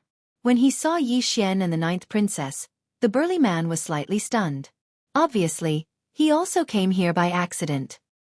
He was about to leave, but at this moment, he suddenly looked at the ninth princess not far away, and his eyes narrowed slightly. "Country of Jiang." The ninth princess retracted her gaze and leaned against a tree. The burly man glanced at the ninth princess, and the corners of his mouth suddenly curled up, and his smile was somewhat obscene. "I like to sleep with the women of the Jiang Empire. It's comfortable." "You." At this moment, Yi Xian, who was originally sitting on the ground, suddenly jumped up, and in the next moment, he rushed directly in front of the burly man like a cheetah pouncing on its prey. The latter's expression changed drastically. It was too late to retreat, and the burly man could only hurriedly throw a punch. At this moment, Yi Xian also threw a punch. Fist collapse. Not only was this punch mixed with battle intent, but it also contained a fist aura pressure. The two fists collided. Bang! Crack! The burly man's entire body was directly thrown out, and at the same time, his entire arm was directly fractured, turning into a strange shape. After sending the burly man flying with a punch, Yi Xian immediately rushed over. After a breath's time, Yi Xian carried the burly man who was constantly wailing in pain and arrived in front of the ninth princess. He kicked the burly man. Apologize. The ninth princess glanced at Yi Xian. Apologize for what? In the next moment, she suddenly pulled out the golden saber at her waist and slashed at the burly man's throat. Chi! The burly man's head was directly separated from his neck. The ninth princess put away the golden saber, and she held the bloody head, then glanced at Yi Xian. You're not ruthless enough, learn. He should have companions. Let's go, I'll bring you to kill someone. Yi Xian was speechless.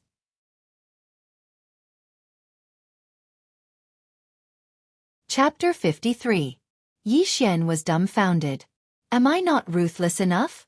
In all fairness, he felt that he was ruthless enough.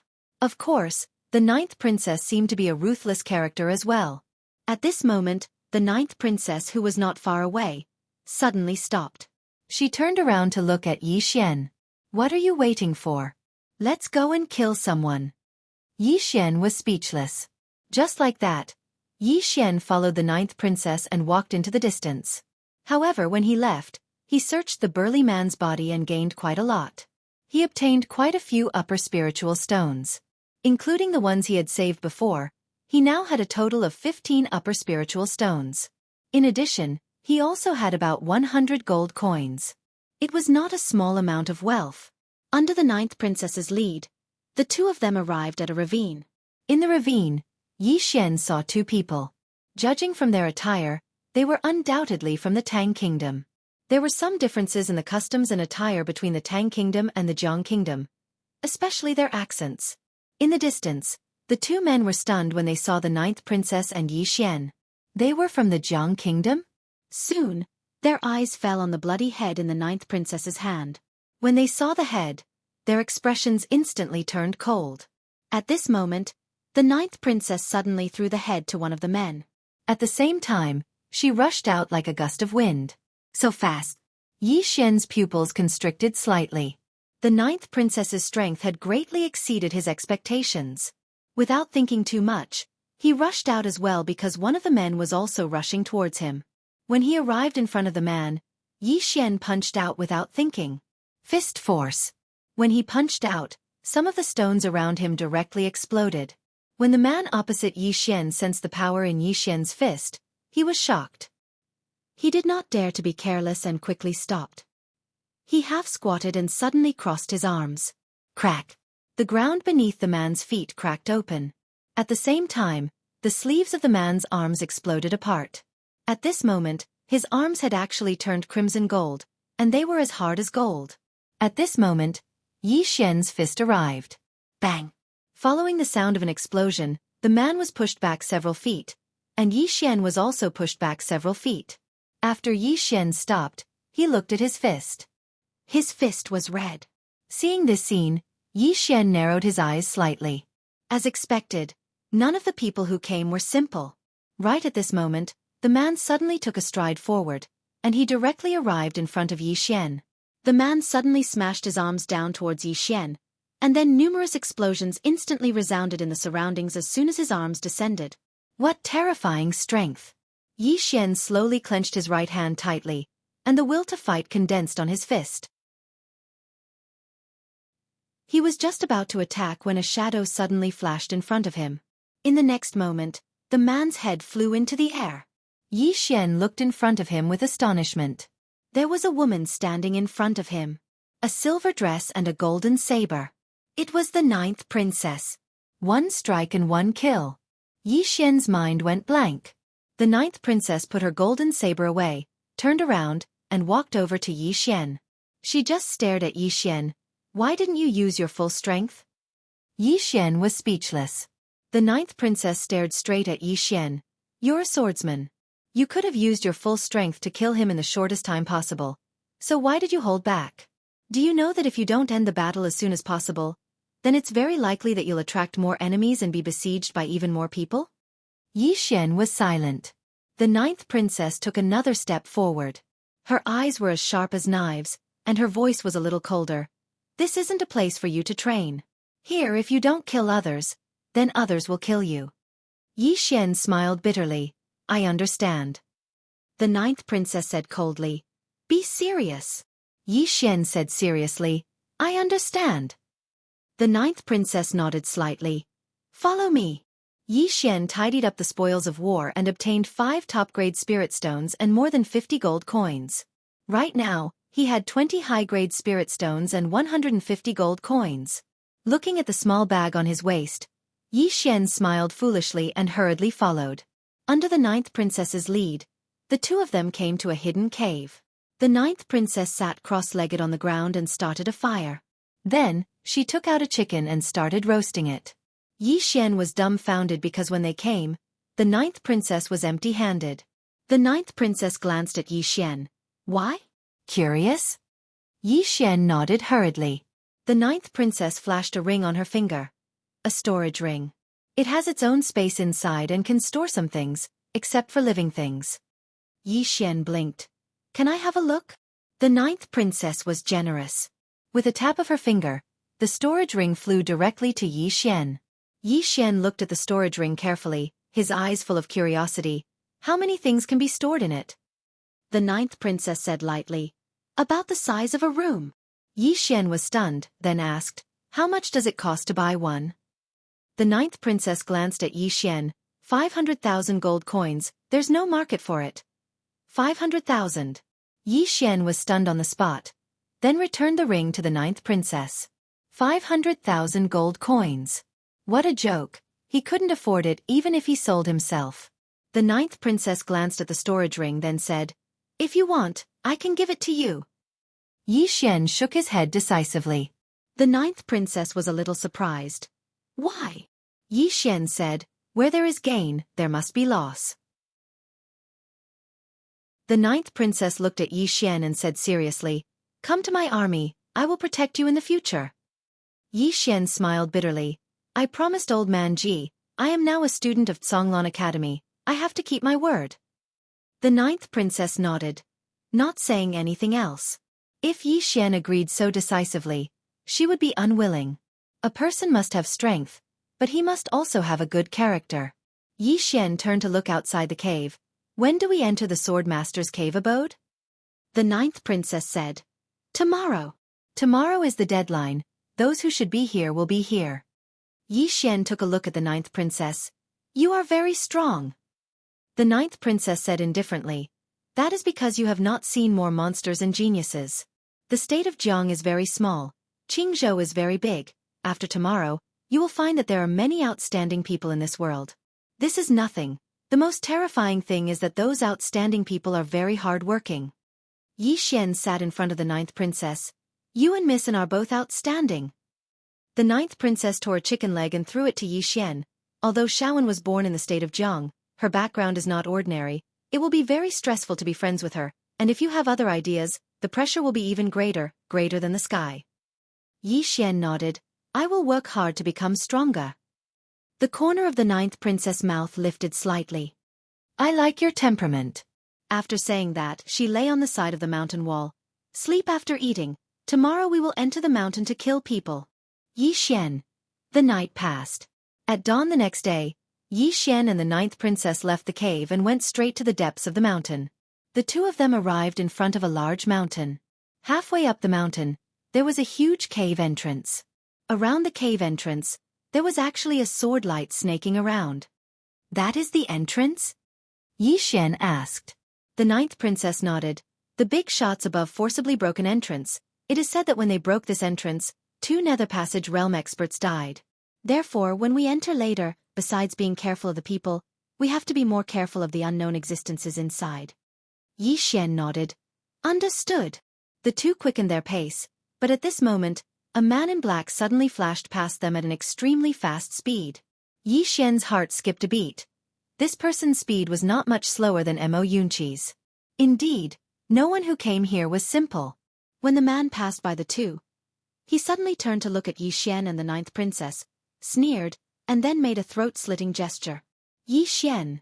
The man in black did not stop, but instead sped up and disappeared into the distance. Yi Xian was about to speak. Ah!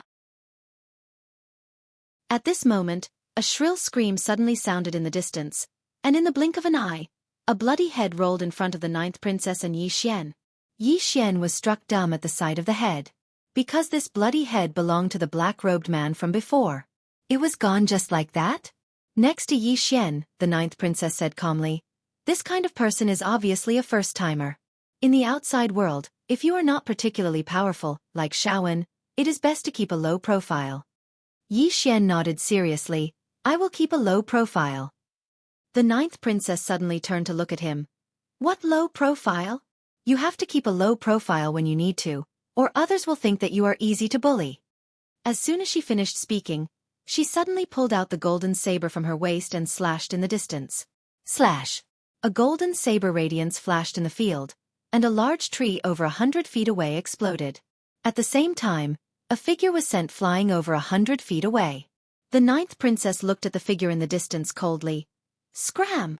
The figure did not say anything, and with a shake of his body, he immediately fled. The ninth princess looked around coldly. "Trash, don't come out, you are wasting my saber energy." Yi Xian. The ninth princess turned to look at Yi Xian. "Let's go." The two of them continued forward, and soon, they arrived at the entrance, where a long-haired man sat. The man's hair was extremely long, even longer than a woman's, and half of the man's face was covered by his long hair. The man held a blood-red saber in his hand, and there were a few bloody heads at his feet. At this moment, the long-haired man looked up at the ninth princess and Yi Xian, and he grinned, revealing a mouth full of yellow teeth, and his smile was extremely horrifying. Apart from that, the man's appearance was also extremely ugly, as if he had been burnt by fire.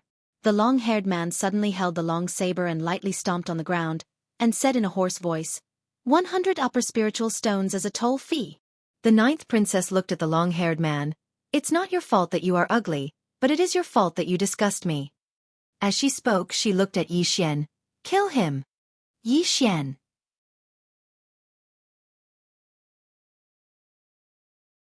Chapter 54. Yi Xian hadn't even attacked when the long-haired man suddenly strode forward with his saber in hand, and then he slashed at Yi Xian. This saber slash was bold and domineering. Yi Xian's expression turned cold. He didn't hold back this time, and the battle intent within him surged into his right arm like a tide. At the same time, he clenched his right hand into a fist. Bang! At the moment he clenched his fist, a strand of invisible force suddenly surged out from his fist, and it forcefully resisted the overbearing force released by the long-haired man. The long-haired man's eyes narrowed slightly, and there was a trace of seriousness in his eyes. Meanwhile, Yi Xian suddenly stomped his right foot. Bang! The ground instantly exploded apart. Yi Xian shot out like an arrow released from a bow. Bang! An ear-piercing explosion resounded abruptly. In an instant, both Yi Xian and the long-haired man retreated repeatedly. But it didn't take long for Yi Xian to stop. At the moment he stopped, the long-haired man stabbed his saber into the ground as well, and he relied on the force within the saber to stop himself. Yi Xian was about to continue attacking when the long-haired man suddenly said, "Both of you go in." Obviously, he'd noticed that both Yi Xian and Yi Xian were ferocious figures, and he didn't want to fight them head-on. Yi Xian was slightly stunned when he heard the long-haired man, and then he turned to look at the ninth princess. However, she wasn't where she was standing anymore. Yi Xian swiftly turned to look at the long-haired man. At this moment, the ninth princess was standing in front of the long-haired man. Hiss! Hiss! The ninth princess drew her golden saber 3 times in succession. An extremely ear-piercing and sharp sound resounded every single time she drew her saber.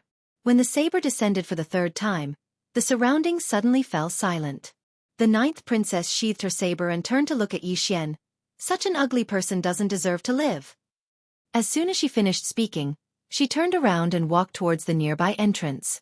Brother Yi glanced at the long-haired man.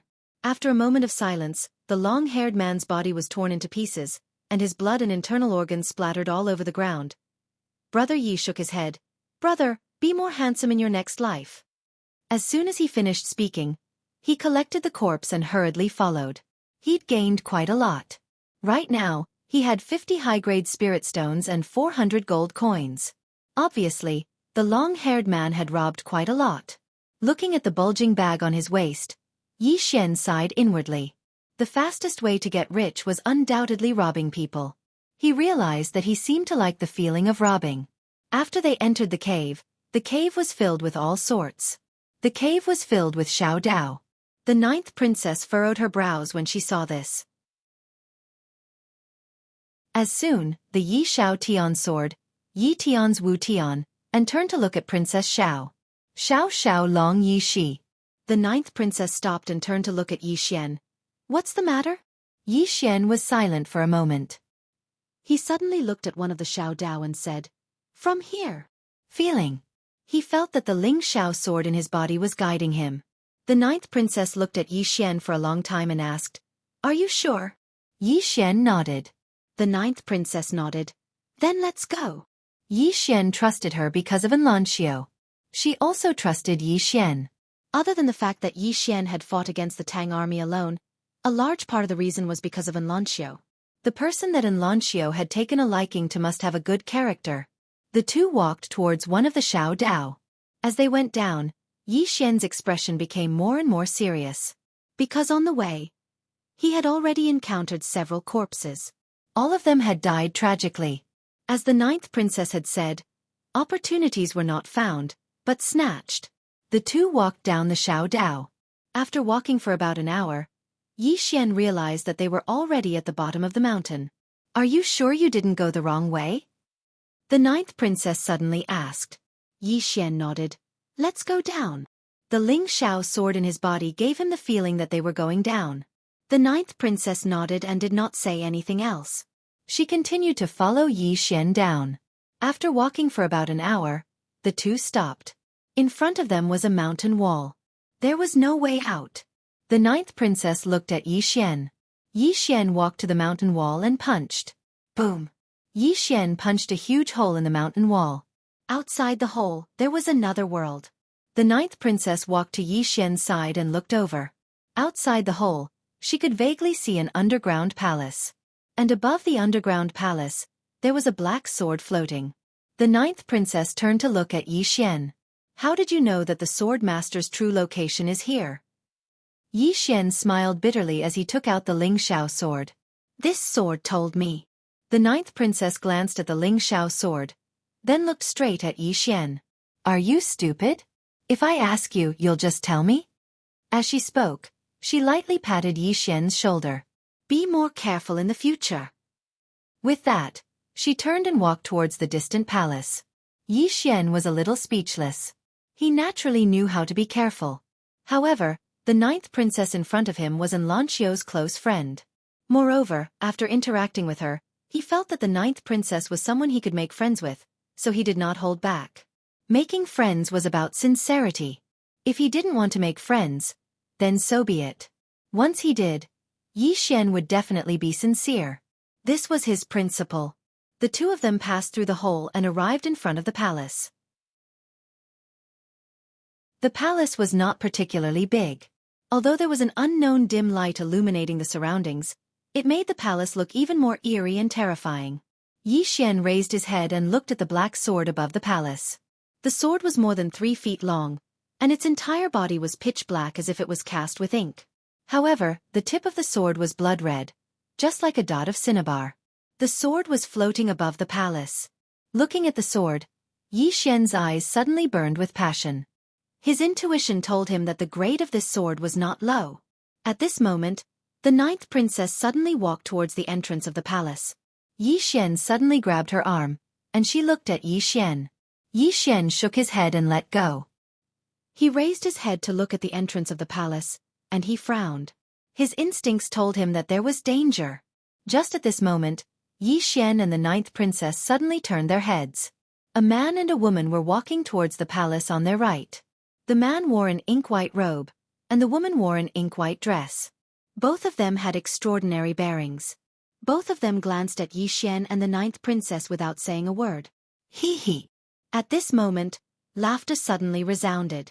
In next to no time, A shadow flashed, and then a man appeared on the stone steps below the entrance of the palace. The man wore a loose black robe, and his hands were hidden in his sleeves while he wore an evil smile on his face. Tap tap. The sound of footsteps resounded.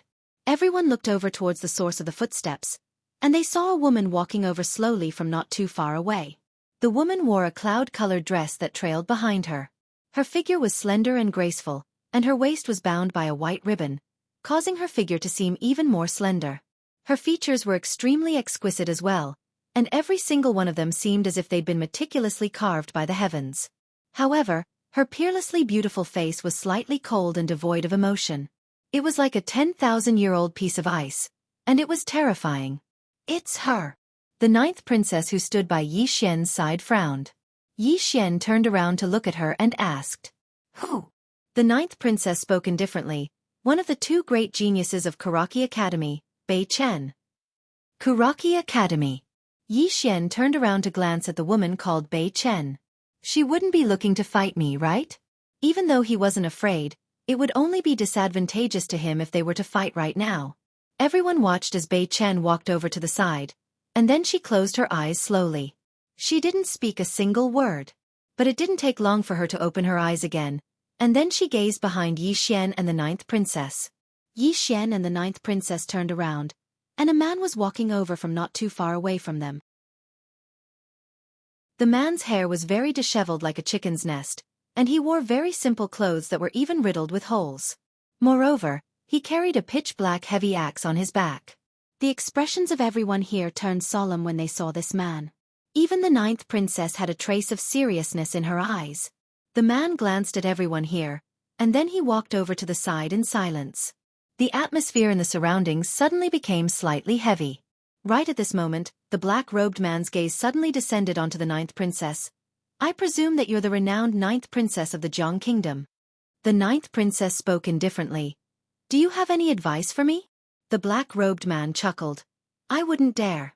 I heard that the ninth princess and the #1 genius of the Jiang Kingdom, Anlancio, are close friends." "What? That Guashuren isn't here?" "The Guashuren." The expressions of everyone here changed slightly when they heard these two words. Even the man with a heavy axe on his back turned around to look at the ninth princess. Anlancio wasn't just renowned in the Jiang Kingdom. She was extremely renowned throughout the various kingdoms. It wasn't just the various kingdoms, even some of the powers in the mountains had heard of her name. The ninth princess blinked. "How do you know that she isn't here?" The corners of the black-robed man's mouth gradually curled up when he heard the ninth princess, and his smile was slightly evil. "It's good that she's here. Let me see if the renowned Guashuren is worthy of his reputation, or if he possesses an undeserved reputation." "She'll beat you to death." The ninth princess spoke indifferently. "You're not on the same level as her." As Anlancio's close friend, perhaps no one was more clearly aware of how terrifying Anlancio was. She was the sort of person that could make monstrous geniuses feel despair. The black-robed man smiled. "Is that so? Then I really look forward to it." The ninth princess paid no attention to the black-robed man. She glanced at the crowd and said, "Since no one wants to take the lead, then I'll do it." Everyone has arrived at the location of the sword master's true body, but no one dared to be the first to enter. I presume everyone has sensed the danger. If this stalemate continues, everyone will have misgivings about each other, and no one will benefit. I have a suggestion. Let's work together first. As for when we'll end our cooperation, I believe everyone will know. What do all of you think? After a moment of silence, everyone nodded to indicate that it was pointless. The ninth princess raised her head and looked at the palace door. "Who'll go first?" On the stone steps, the black-robed man chuckled. "Then let me start first." As soon as he finished speaking, he flicked his finger, and a black object shot out from the tip of his finger. Bang! The palace door shattered with a bang. On the other hand, everyone was on their guard as if they were facing a formidable enemy. Just at this moment, a voice suddenly resounded from within the palace. "You're here." Everyone was speechless. P.S. A reader almost moved me yesterday. He sent me a private message. "Qing Wan, it's fine if you don't update for 2 days." Seeing this, I'm so touched that I'm about to cry. At this moment he added, "If you're beaten to death by a reader, I'll ask for donations from the readers, and we'll bury you properly."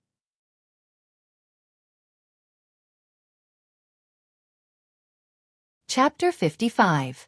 You're here? Everyone was stunned and puzzled. Come in. At this moment, the voice in the hall sounded again. Everyone looked at each other, but no one dared to move.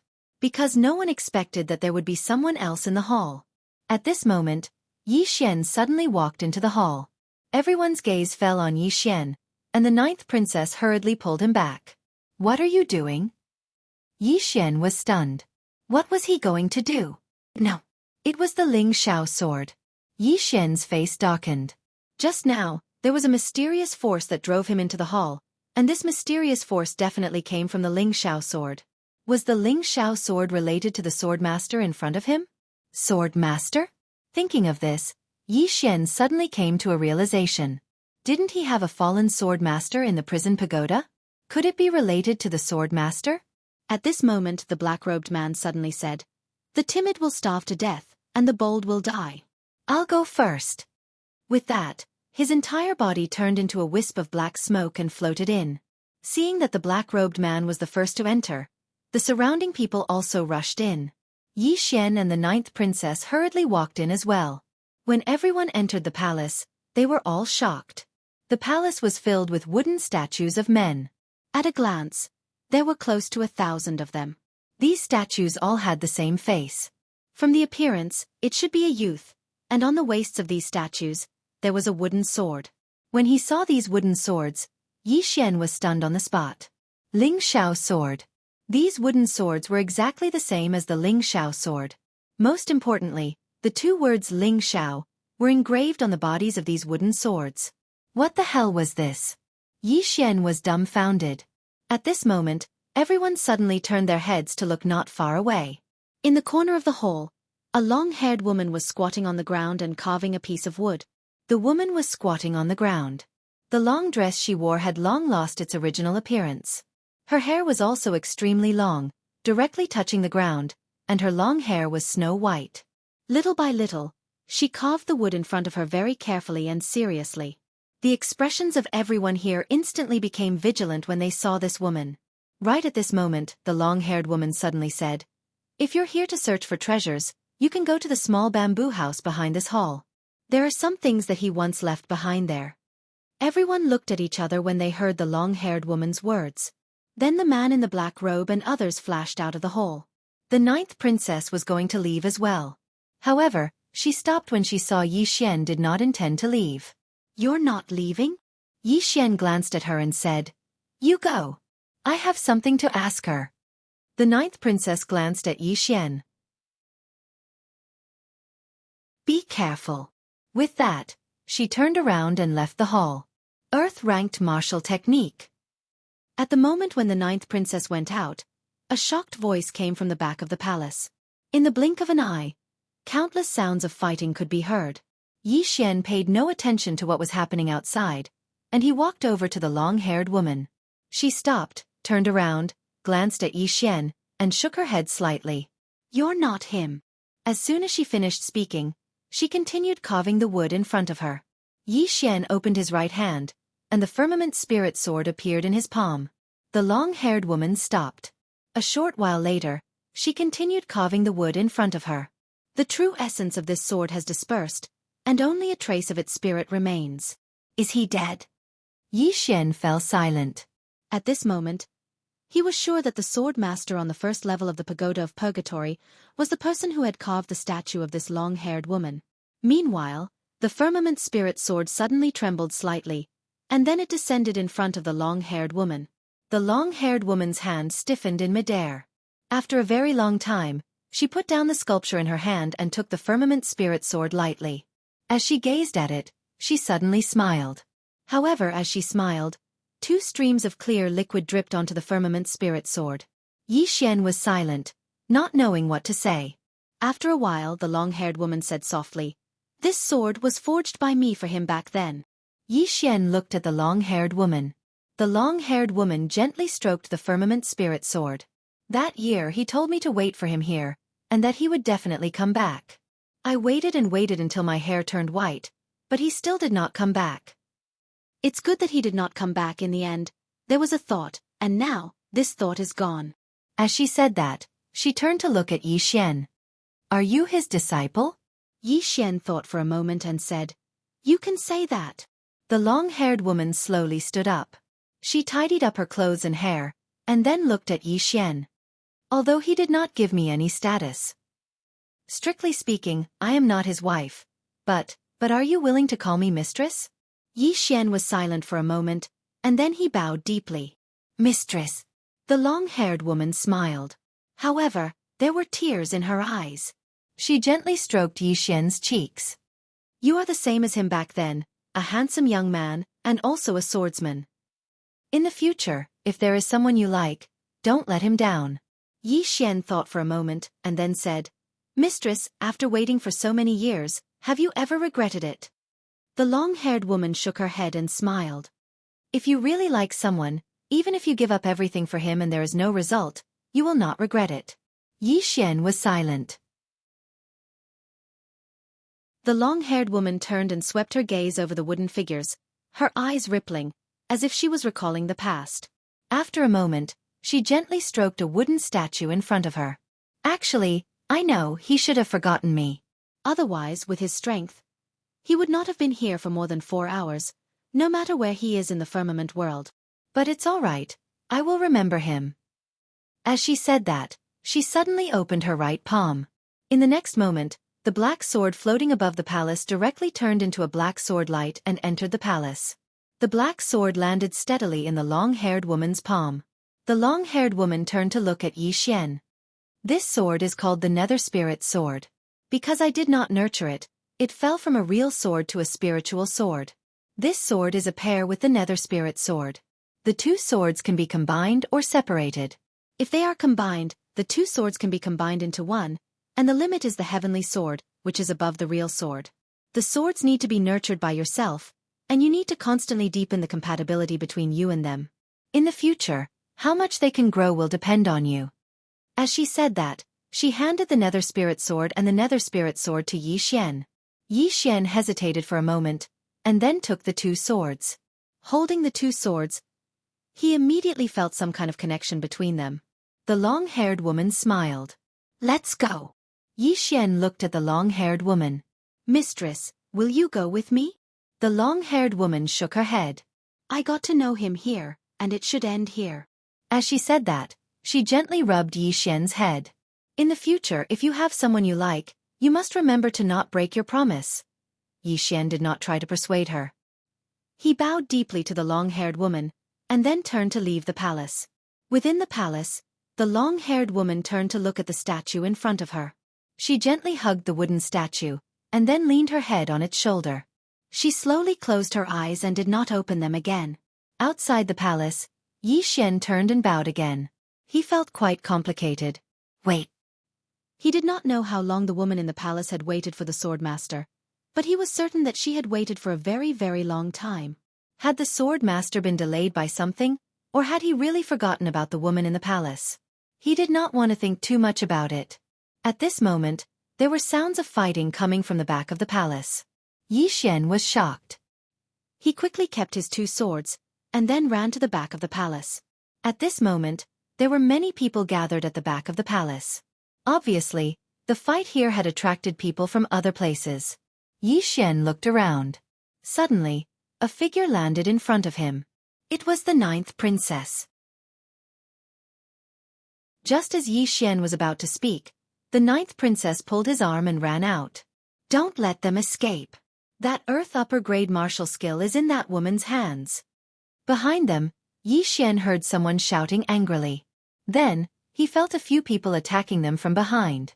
At the same time, a man and a woman suddenly appeared in front of them. These two people were the man and woman who had appeared at the beginning. The man looked at the 9th princess coldly. Leave it behind. The 9th princess grinned. Come and get it. The man's right foot touched the ground lightly. Kacha! The ground cracked in an instant. At the same time, he turned into a shadow and charged at the 9th princess. The corners of the 9th princess' mouth curled up into a ferocious smile. She held the golden saber in her right hand and slashed forward. Swish! A golden saber radiance flashed. Bang! Along with an explosion, the 9th princess and the man retreated rapidly. At this moment, Some people ran over and surrounded Yi Xian and the ninth princess. The ninth princess' face sank when she saw this. An Earth upper-grade martial skill.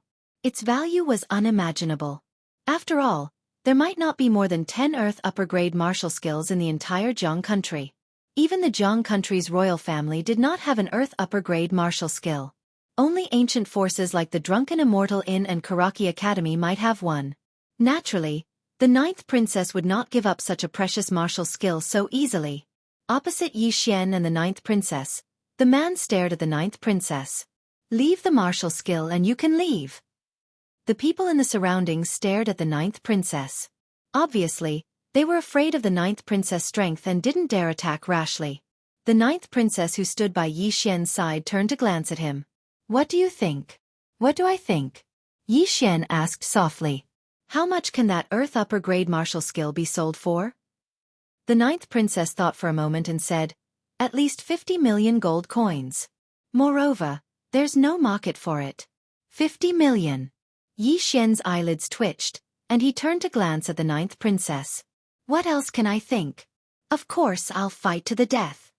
As soon as he finished speaking, he clenched his fists tightly, and a strand of terrifying battle intent swept out from within him. Subsequently, he charged towards the man nearby as if he was on steroids.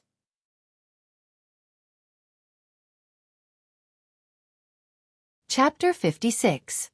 Needless to say, after Yi Xian released his battle intent, the imposing aura and pressure he emanated were extremely terrifying.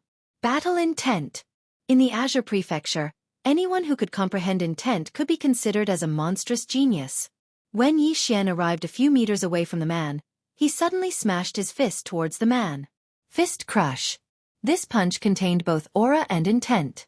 As soon as he punched out, the sound of air exploding resounded. The man's eyes narrowed slightly as he stood before Yi Xian. He didn't dare act carelessly, and he suddenly clenched his right fist and smashed it towards the ground. Bang! The ground exploded apart, and countless rocks shot into the sky like sharp arrows that enveloped Yi Xian. Bang! Countless rocks were directly transformed into powder, and then Yi Xian appeared before the man and smashed his fist down. Simple, direct, and violent. The fist hadn't even arrived, but its aura caused the ground behind the man to crack apart. The man's pupils constricted slightly. He didn't take Yi Xian's punch head-on. Instead, he stomped his right foot on the ground and retreated by over 30 meters, increasing the distance between him and Yi Xian. Yi Xian didn't attack again, and he retreated to the ninth princess's side instead. He glanced coldly at the surroundings, and the battle intent within him surged out like tide water. Who else?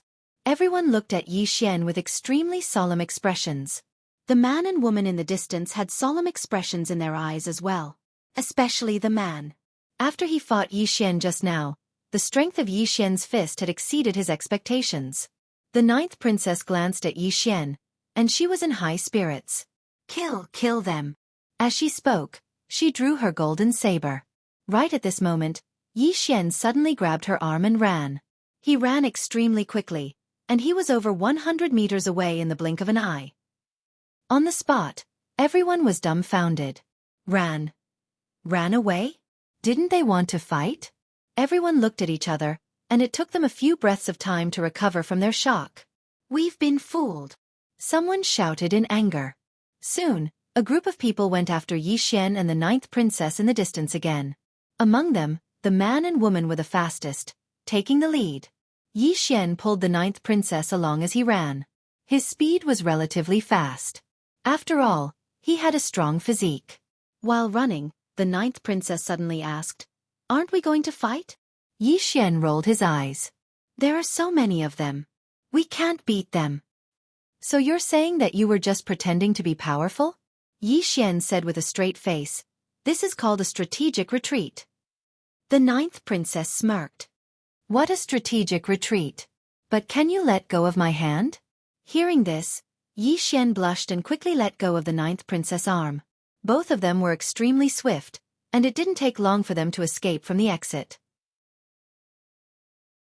However, their expressions changed drastically the moment they stepped out of the exit.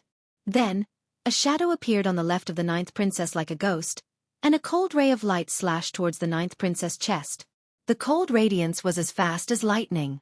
At this critical moment, Yi Xian was shocked. He instinctively pulled the ninth princess and used his body to collide with the cold radiance. Swoosh! Bang! A figure was directly knocked away by Yi Xian's body. However, blood splattered from Yi Xian's chest.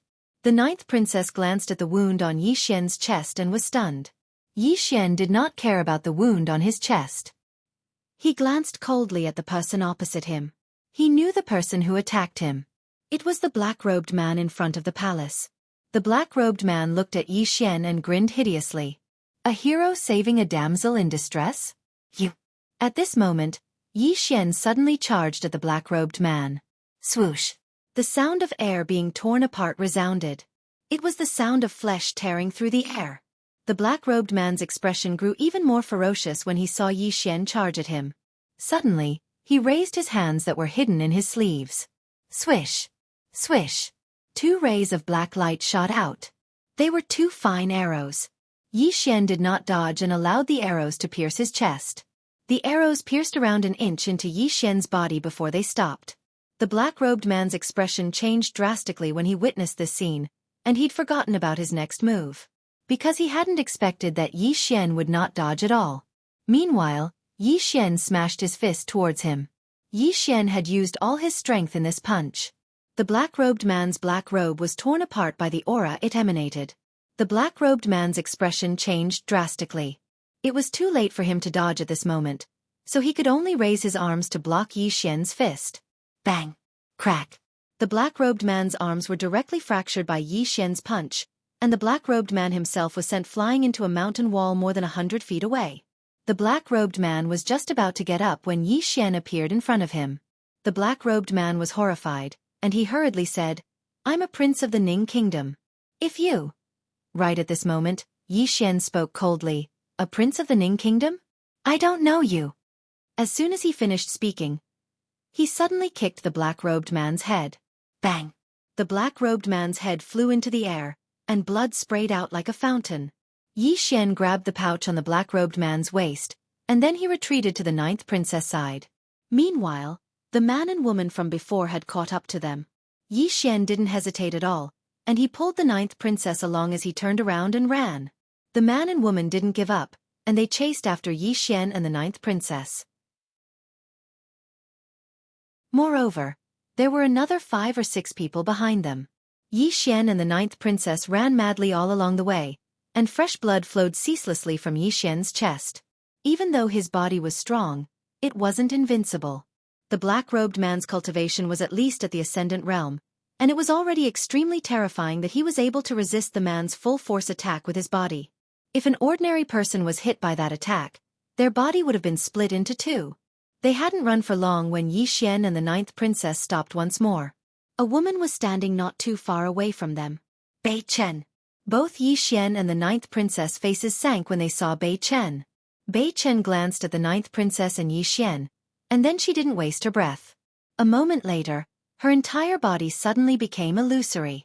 Yi Xian was about to attack when he witnessed this scene. However, the ninth princess pulled him behind her, and then she took a swift step forward and drew her saber. Wind rend. As soon as her saber descended, a strand of light flashed. Hiss!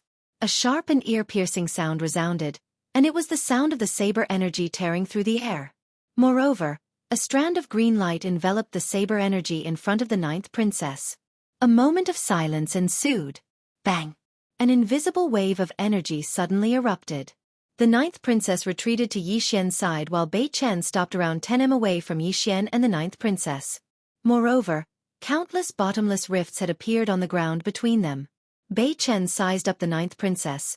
"Everyone says that you're a genius commander, but I never imagined that your saber technique would be so sharp as well. How surprising." The ninth princess glanced at Bei Chen. "You've obtained something else. After all, greed can kill you." Bei Chen chuckled. "I'm very tempted by a high-grade earth-rank martial technique." Meanwhile, the people behind Yi Xian and the ninth princess had caught up to them. At this moment, Yi Xian and the ninth princess faces had turned completely gloomy. The ninth princess glanced at Yi Xian and asked, "What do you think?" Yi Xian glanced at Bei Chen and the man and woman who stood not too far away from him. He thought for a moment and said, "I think that all of us can sit down and have a chat." I'm very willing to communicate with all of you. As he spoke, he glanced at Bei Chen and the others. What do all of you think? All of them were speechless. The ninth princess glanced at Yi Xian, and then she gave him a thumbs up. I'm impressed. Bei Chen sized up Yi Xian. I think there might be something wrong with your head. Yi Xian was speechless. Meanwhile, Bei Chen walked slowly towards Yi Xian and the ninth princess, and the others behind Yi Xian and the ninth princess were walking towards them as well. Obviously, Bei Chen, the man, the woman, and the others had come to an agreement to deal with the two of them first. Yi Xian's eyes narrowed slightly, and the divine firmament sword within him started to tremble. Right at this moment, the ninth princess suddenly soared into the sky. Everyone watched as she drew the golden saber from her waist, and then she held it with both hands. After that, strands of golden energy and saber intent swept out incessantly from within her. Bang! A strand of monstrous pressure appeared out of thin air. Even Yi Xian's expression changed when this pressure appeared because it was truly too strong, and it almost pressed him to the ground. Fortunately, after he released his battle intent, he felt much better. An earth-rank martial technique. Suddenly, Bei Chen's eyes narrowed slightly. You're only at the Ascension realm, yet you actually dared to execute an earth-rank martial technique. As she spoke, she started to move backwards slowly. An earth-rank martial technique. The expressions of everyone in the surroundings changed when they heard this. Such a martial technique could be said to contain some of the might of the heavens and the earth.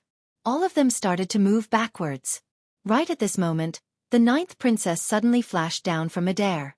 In the next moment, numerous afterimages flashed through the surroundings. At the same time, countless rays of golden light erupted like scorching suns. Bei Chen's pupils constricted when the ninth princess descended to the ground. She pressed her palm forward lightly, and then a strand of terrifying green energy suddenly erupted from the center of her palm. However, the green energy had just come into contact with the golden rays of light and instantly exploded apart. Bei Chen's expression changed drastically when she witnessed this scene, and she retreated like a madman. At the same time, she attacked repeatedly to ceaselessly resist the golden rays of light that were descending towards her. On the other side, the man and woman were retreating repeatedly as well. While the others by their side were retreating as well, they weren't as swift as them. Moreover, two of them were even slashed into two at the waist by the golden rays of light. At this moment, the ground had even started to crack apart. For a time, the ninth princess was invincible. Yi Xian was flabbergasted by this scene. A few breaths of time passed before the ninth princess suddenly appeared in front of him, and Yi Xian spoke with slight excitement. Amazing! Truly amazing! Come! Another one! Kill them! The ninth princess glanced at Yi Xian, and then her body slumped down into Yi Xian's arms. She rested her head on Yi Xian's shoulder. I can't. Big brother, can we make a strategic retreat for now? Yi Xian was speechless. P.S. It's Li Dong, so remember to get some clothes. You're tuning in to the Xueqi's Martial Arts Saga YouTube channel.